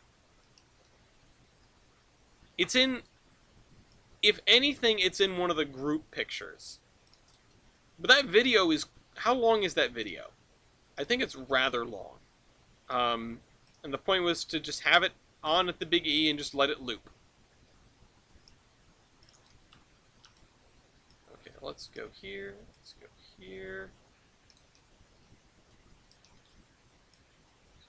Here. There we go. We got our pumps in. It's over an hour. Okay, that's good. That's what I was hoping for when I started making that. I mean, it's quite a thing, right? I don't know what to do with this. This is actually really neat, but what the heck do I do with it? This is supposed to be a siding just for shunting, but if I put this here, it makes me want to put an industry there. I'm thinking I'm going to go put this in the physical pig list.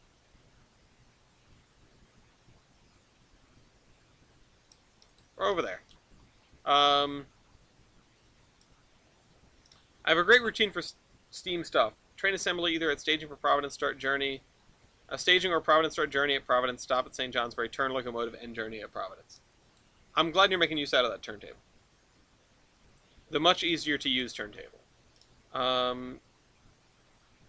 Gasometer, gas tank, gas work. I mean, I use that literally across the street. Gas gloss, oh, that's a gasworks tower? Well, whatever. I'm not using it for that. Oh, we have an air outlet. Let's put that somewhere. I'll put it over here, and it'll go next to, like, a little outbuilding. The blurred Erie Pacific somehow got there. Gas station BP derelict. Oh, no, derelict. And it has pumps. I don't need that. Tire rack. I can hear click and clack telling me about tire rack. I do have more gas stations than I thought. But let's put this. I think this is this. No, this is a different one. I haven't used this one yet. So let's put this here.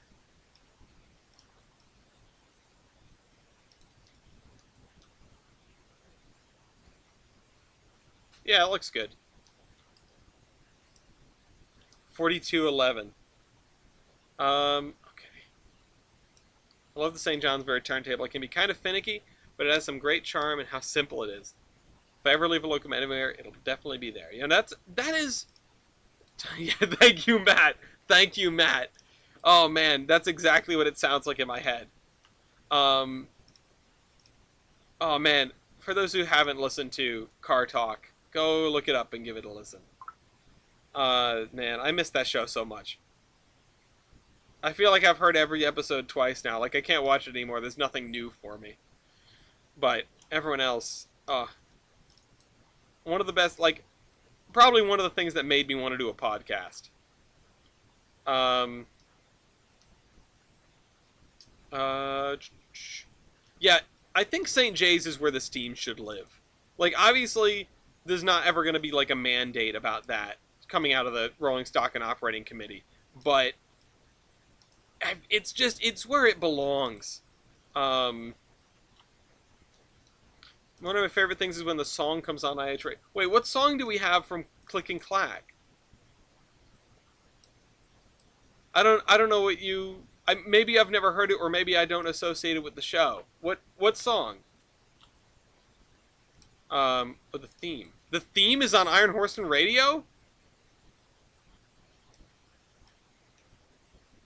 I I I had no idea. That must have snuck in there. It's been so long. I need to listen to the radio more. It's called Doggedy Mountain Breakdown. Look it up quick. Oh, I'm not going to do it during the show, but hold on. I'll look it up. I'll have it open. I'll give it a listen once we're done. I mean, I'm probably going to hop in a call and hang out for a while afterward. It depends. I have to eat. Oh, shoot. I have to eat. I forgot to eat. And then I think I have to be at court 9:30 tomorrow. 9:30 or... Yeah, 9:30 sounds right. Speaking of songs and media and podcasts,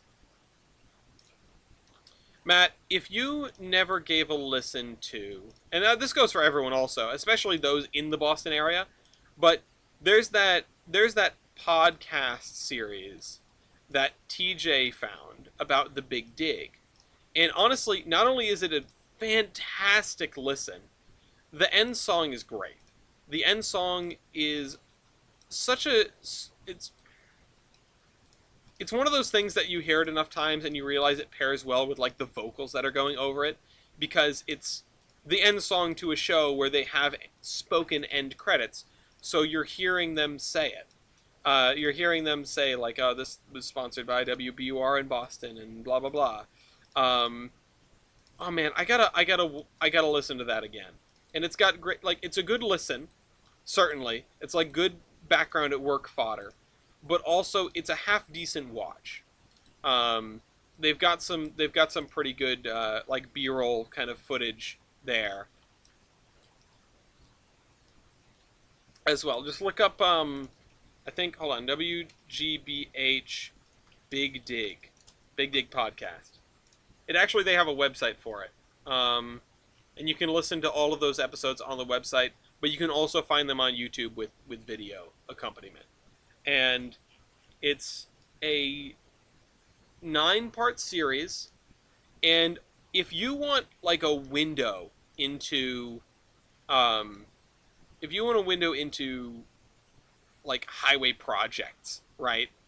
It's such a good resource, and it's just so entertaining. It's like a genuinely good piece of entertainment.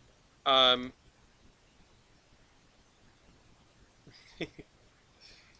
yeah, make use of St. James. And Framingham is good too. Framingham's a good intermediate point, especially if you need to stage a longer train, because St. James is kind of cramped. To go back to the PN for a second. Um, I much prefer it when this is a conversation. I like telling stories, right? I like rambling. I'm very good at that, incidentally.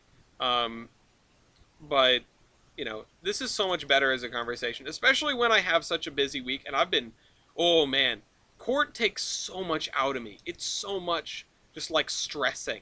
Like I had a stress dream last night, not specifically about court, about the grand jury, but just just a stress dream in general. It's like I know I am feeling this way. Like I recognize it. It's not fun, uh, and I would do it again in a heartbeat. But it is a lot of work. Like it's a lot of stress, is what it is. I should say it's not really work so much because we don't do much work. Although I will admit that I've taken notes harder during grand jury than I ever did at school. Um, Come back to him, not a very good student. Uh, but you know, it's one of the it's just it's a lot. It's a lot, especially for 6 weeks. And I know people that get on there for tenures of like 3 months, and I assume it's not every day when you're there for 3 months. I assume you're sort of on call a couple days a week. But I don't know. It's I feel like everyone sort of has a jury duty story, but not very many people have been on grand jury, and it seems so different for everyone. It's kind of fascinating. Um, I do like Framingham. It's like everyone jumps. Yeah, it's where everyone dumps their logos in cars. Makes constant building perfect, but I'd rather take advantage of St. J's neglect. Yeah, the track 4 in St. J's is like the setup track. You know, track 4, the one that's right against the front, is where everybody sets up their contests because it's the easiest spot to do it. It's like the only place in the layout where you can really do that and not be in someone's way. It's one of the only places on the layout where you have a track up against the fascia of the layout, up against the front of the layout, that isn't the main line, and it lends itself very nicely to that.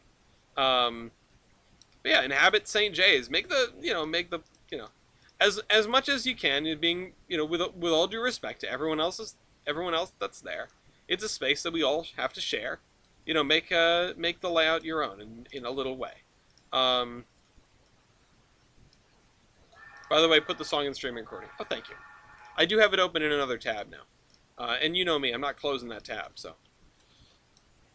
okay, I've still not entirely sure what to do with this building here,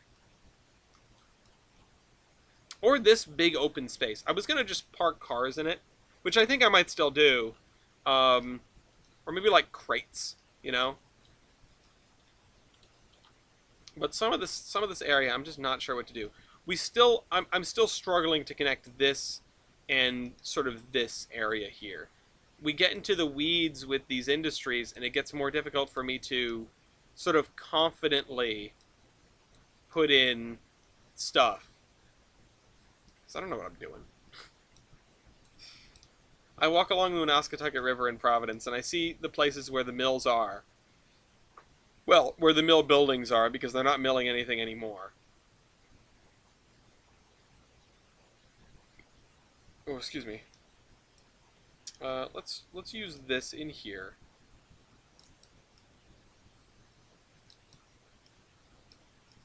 Yeah, that's kind of what I wanted. I'm also, like I said, I'm being real ADD right now. Just very. Oh, I thought we. Hold on. The game just got a little angry, so I'm gonna save. I'm gonna save quick. The other reason people don't mess with St. J's too much is because it's up here. You know, uh, I'm not a very tall person, and St. J's is really high for me to like manipulate stuff in the yard. I always have to get a Pullman step to work in that area, and I know I'm not the only one. I'm definitely not the shortest person at the Providence Northern, um, and that definitely makes it something a place that people do not necessarily spend a lot of time working in. The Steamtown pick is in the slideshow. Oh, good, good. I mean, not good, not like great, but you know, it's there. I wonder. I must have just scrolled past it in my list then, because there's a lot of. I got a lot of photos in there. And if we ever have time, you know, if we ever end up doing it again, remaking the video. Oh yeah, it's very crunchy. Um, if we end up remaking the video, it's, you know, it's going to be a whole nother round of photos, and it's going to be the same, you know, the same photos with more. Okay, let's let's grab. I want the dirt road. Where'd the dirt road go? It's over here. I used it to get into here. This is going to be poor saps turning directly off the highway. Sucks to be them. And I also want a crossing board.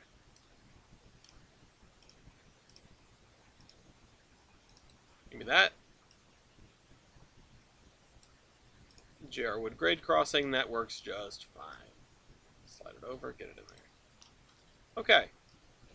So we have a little bit more in this area. It's starting to look a little bit more whole. I'm still not, like, super happy or confident with what we're doing. Part of me wants to throw in another siding, but not every industry needs every single commodity to be coming in by rail, right? And I think, honestly, this is probably going to have to be...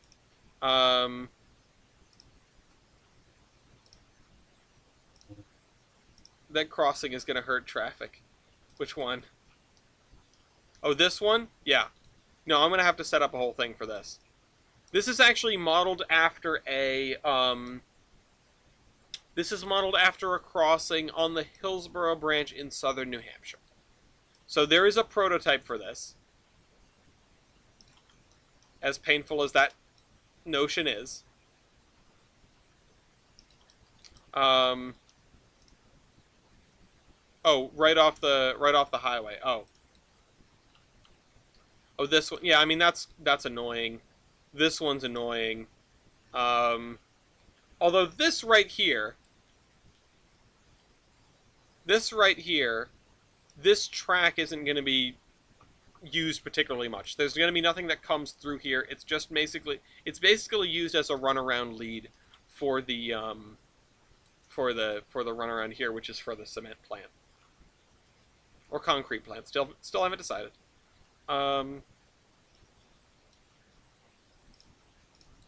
if you want to look, we can go on a field trip as my last act in this video. If you guys want to go on a field trip, we can.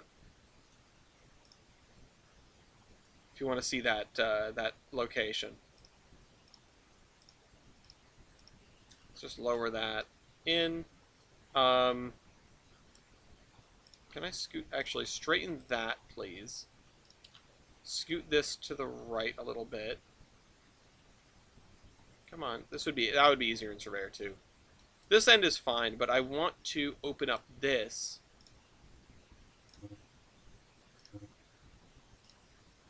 I guess it doesn't want me to open up this. Come on. Oh, there we go. I'm thinking actually of opening this whole side up.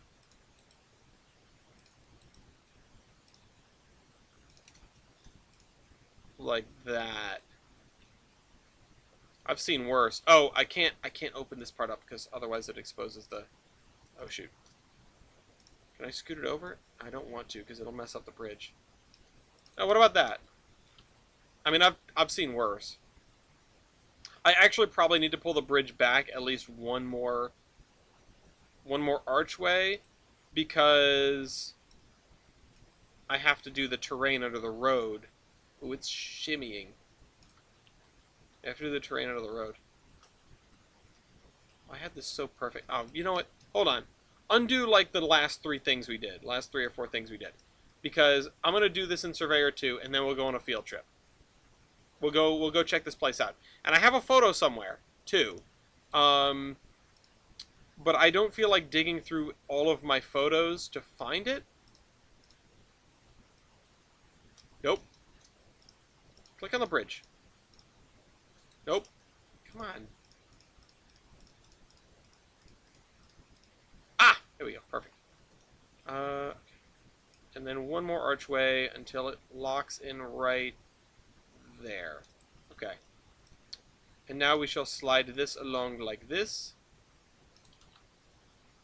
And I think what I can then do is smooth ground outer selected on that. And honestly, I think I should try it again with this over here. Yeah, do that again. Smooth ground under selected. Yeah, I don't want to be able to see inside of this. And you kind of can. Whatever, that's going to be a little Easter egg, I guess. I have a main central RS3. I could leave 470 at St. J's whenever I muster up the courage to do so. Maybe that'll be my main storage space. Well, don't take over too much of a given location, but 2 engines is probably not too much. Yeah. You know, if you're going to have stuff on the layout that you're going to run regularly, that's perfectly fine, you know? And, I mean, you know, there have definitely been members that have left stuff on the layout that, to the point where it, like, became part of the layout. There are a bunch of, maybe they're not even there anymore, but there were, for a very long time, a couple sets of New Haven RS3s, or RS 1s, 2s, and 3s, I think, that basically lived on the PN. They were there for, they must have been there for years and years. So, you know, unless there's, you know, not any more room, yeah, sure, go ahead, you know. You're a club member. Or, well, you're a trial member, but, you know, close enough. Okay. So, okay.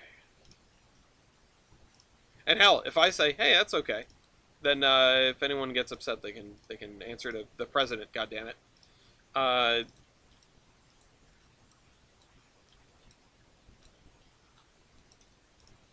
Okay. Okay, so this is done. It's not done. Not even close. We got a lot more to do with this industry. I don't even know what it is yet. But we've got the book here for future, and we've got the way bills to sift through, and let's go on a field trip because we got 5 minutes left. So turning the screen back on.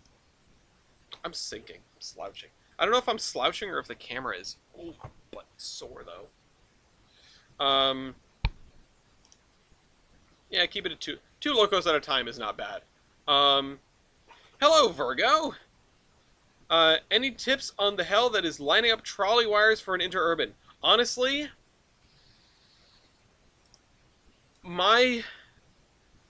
so I've got 2 tips for you before I go, because you joined. We were about to go on a little field trip, but we'll go check on the trolley wires first, because that's a really good question, and I want to address it. So pick some splines that you like, right? And hope and pray that your trolley wire splines are relatively easy to line up. Where, you know, I mean, these are the doubles, so that's pretty easy. But on the singles, I mean, I think these are the BDW ones, which is what I recommend, but you may have something else that you like. Can I grab it, please? Ah! There we go. The BDW IRM trolley poles. These are, okay, using the same ones? Perfect then, because if you center your spline points for the poles, for the wires, directly on your spline points for the rail, you're going to get pretty darn close. So that's number 1. Number 2 is, you know, don't just center them on the spline points. Make sure that you have the spline point, like, if you have a spline point for the rail, add a spline point for the wire. If you have a spline point for the wire, add a spline point for the rail. And when you do that, make sure the segments of wire are straightened. The same segments of wire are straightened as the segments of rail underneath them. So, for example, this is a straightened segment of rail, this is a straightened segment of wire. And that helps keep the curve around stuff like this. I know this balloon loop is kind of atrocious. It's very tight, but it's a trolley, so, you know, whatever, you live with it. but uh, there are a good couple club locomotives that have just been sitting on all four tracks to the table at St. James. Can they be moved, removed? Yeah, I mean, they're club locomotives. They can go anywhere. If you find a spot for them in Providence, put them in Providence or in Framingham or, wherever. Um, Obviously don't, well, I say don't. It wouldn't be the worst conduct. Don't like clear all the locomotives out of a place and pile them into somewhere else. But if you need space, don't be afraid to move around things that are on the layout. It's If it's on the layout, it's fair game. Um, yeah, this balloon loop is atrocious, and I don't respect myself for doing it. But yeah, lining up your spline points as best as they can, as best you can with your between the poles and the tracks, and subsequently straightening the correct splines. Those are the two biggest ones for getting things in more or less the right place. You can, and it's not wrong to, because of the way that tracks work. I'm gonna go back to the first thing I said. You can add extra spline points for your wires, to keep them centered, because they may not always want to line up. But doing them one to one in sections, in areas where you are sort of out in the open, right? And you're not doing any sort of fancy maneuvering of tracks. Back there by the intersection, you needed more spline points. You needed to be more flexible. You don't need to stick to the regime every time. But out here, you'll notice that every time you see a set of spline points, for the most part, there are only a couple of differences. On the curves is a difference. On the tighter curves. You have a set of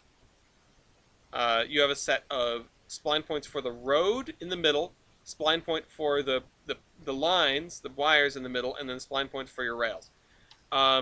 Here, you're adding additional spline points. I'm adding additional spline points. The reason is both to keep the wires reasonably centered over the track, but also to make sure I'm controlling where the poles are. Because when you make a spline point, that's where it adds the pole. So, you need to keep track of that. So, in the more open stretches, keeping your spline points lined up is the easiest way to go, but adding extra spline points for your wires is something that you're going to want to do so that you can have control over your pole locations and better control over your wire locations. Worst case, oh shoot, there's a little bit of a dip there. Not worst case, but the other thing you're going to have to do is accept the fact that trolley poles have a really wide swing, and it was not the most precise science to get trolley wire in the right spot over a road. So, this is more than good enough. The wire is going to go straight between these because that's how wires work. And you can add, you add some extra ones, and you sort of, let's push that to the outside a little bit, to make sure that your wire is vaguely over your track. But trolley poles have more play in them than pantographs do. So you are okay with having it off to the side on a turn, or in a tight spot where you have to set a pole somewhere, because otherwise it'd be in the way of traffic or something. Like, actually, let's jump back to Mason's Landing and my terrible balloon loop. My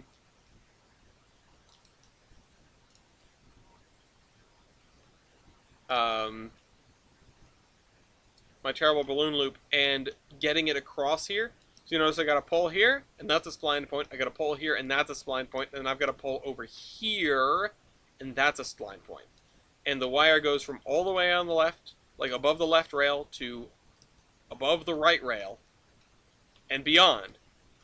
But as far as I understand, and I would reference some historical imagery for this, because I didn't do that when I was building this. I sort of went with what my gut told me.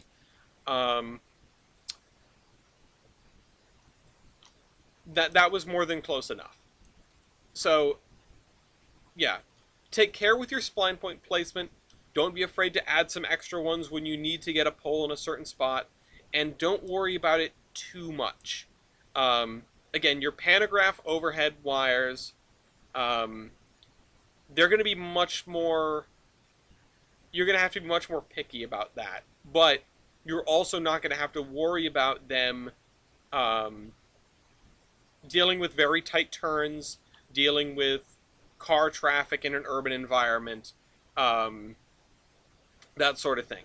So there's your give and take, your pro and con. You get more flexibility out of the trolley pole wires, and that's also why, like, I'm not gonna speculate too much about the modern day sort of pros and cons, right? Sort of the modern day like things are this way because of these pros and cons that I've just determined in a minute of rambling. Uh, but it's food for thought, I suppose. Anyway, we're in Pan Am. Let's go look at a map. Um, so Hillsboro.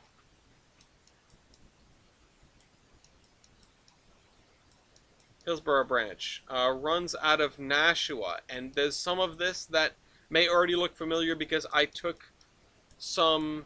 Uh, there's what's left of the roundhouse in Nashua, by the way. This sort of trapezoidal building that was a stall of the roundhouse, and you can see if you look very carefully, you can see the roundhouse stalls etched into the concrete here. Um, so this was a roundhouse in the middle of a Y, which you've seen me do that already. Try not to invade St. J's. The capacitor consist in wonderful logos. I'm sure that'd be fine. Yeah, I'm sure that would be perfectly fine. I'm doing a more of a steam transition era setup. If it's mainline railroading, then it's going to be a lot easier to place your poles. Um, and don't be afraid to have your sort of wires strung from poles that are at a relatively great distance to one another.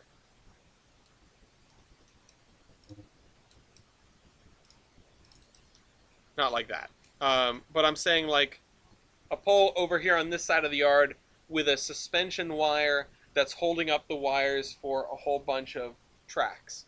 Uh, I could jump into the Iron Horseman route and look at what we did for Douglas, but I don't know if the copy I have is good for that. Okay, so Nashua, there's the yard, here's the branch, snakes through here, roundabout. This was awkward. I had to do crossing assessments on all of these. Temple Street footbridge. Oh, I guess you can walk across that. That's kind of cool. Yeah, this area in particular is what I was thinking of when I was building. Let's go back to Bellington, South Bellington. When I was building the river area here.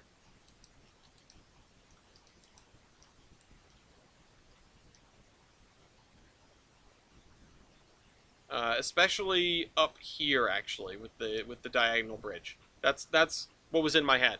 Um,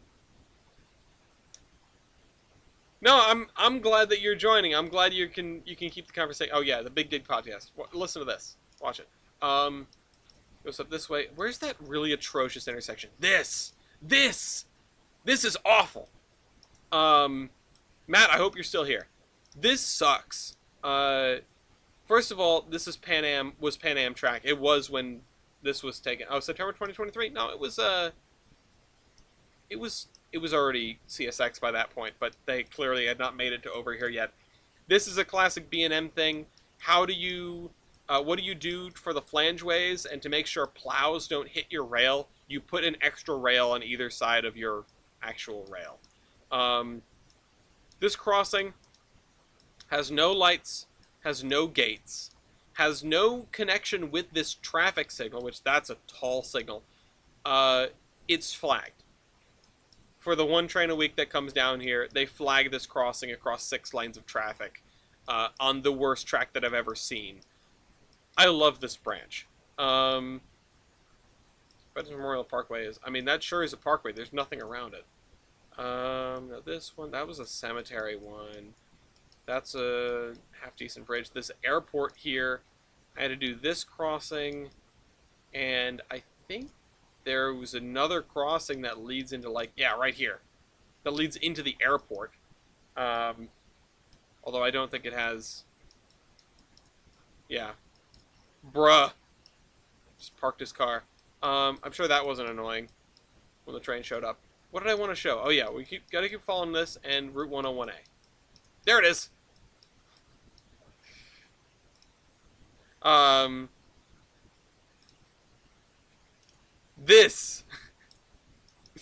Crossing an intersection of state highways in New Hampshire. Because New Hampshire is just the Wild West of New England.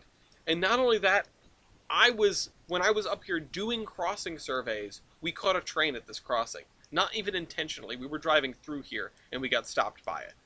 It was unbelievable. I will continue to attest that I'm the luckiest person ever. Oh wait, let's go see the other fun thing here. Where is it? Is this it? It might be this. Nope, that's not it. Okay, gotta go find the different crossing. Chanella. It's not that one. Clinton. I don't think it's Clinton Street. This place was interesting because there was I think there was the station like down here. Union Street, Cottage Street. Did I go by it? Is it this one? It's one of these off the beaten path ones. It's not that one. We're gonna look through all these crossings. I probably went by it, unless it's this one. There are only so many crossings over here. I'll know it when I see it. It's not this one. Oh, and there's the quarry. I think it was after the quarry, or before the quarry. So I think we've gone too far. Oops, we went too far. That was also kind of a wild crossing. This one we couldn't get to because the road was closed. And then this one is also kind of wild. This is something I should do. I should have the balls to build this. I stood right on that island and watched the gravel train go by. Hillsborough Branch, it's a wild place. Okay, so it's not up here because there's only one more crossing and it's this one. Which is it's a hell of a skew, but it's not that bad. This is served like 3 times a day. There's a gravel quarry. There's the quarry there, and then the cement plant down here, and that's the only thing that goes between those two places. The freights stop here, or maybe even before that. I think it was there. Yeah, it was in Milford. It's Milford, because this doesn't show it, but they had finished building the runaround, or rebuilding the runaround. Okay, so let's go find it. Let's go find it. You guys need to see it. I've showed it on stream before, but this is a new group of people. Not you, not Old Nashville Road, Northern Boulevard? I don't think this is it. I think we were already here. No! This is it! Look at the size of this thing! This is my favorite cross bug on Earth. On regular Saturdays, can you grab cars from the industries? Absolutely. We don't use cars or anything. A boxcar is a boxcar is a boxcar. You could empty all the industries if you want. People do that sometimes. You can absolutely switch out industries. Or just take cars out of industries if you need them. Oh, sorry. That's the other thing I wanted to highlight. Aside from the not quite B&M, they've got the rubber on this one. This is mounted to a piece of rail. This is a regular size stop sign. This is not an extra short stop sign. This thing is like 6 feet taller than the Google car. Right? This thing's got to be 12 feet tall. It's enormous. I think I have a picture of it from the crossing surveys. And honestly, if they take it down, I want to put it in my backyard. I would love this thing. I love it. So anyway, that's gonna be the end. That's gonna be the end of. Can somebody make this in Trainz? Can somebody model this? I'll use it. I'll use it in multiple places. We have to put up crossbucks at all our crossings in town too, and probably some gates in places. So that's gonna be a whole thing doing ATS for this place. But anyway, we're gonna wrap it up. I will see you guys next week. This is the Admiral signing off.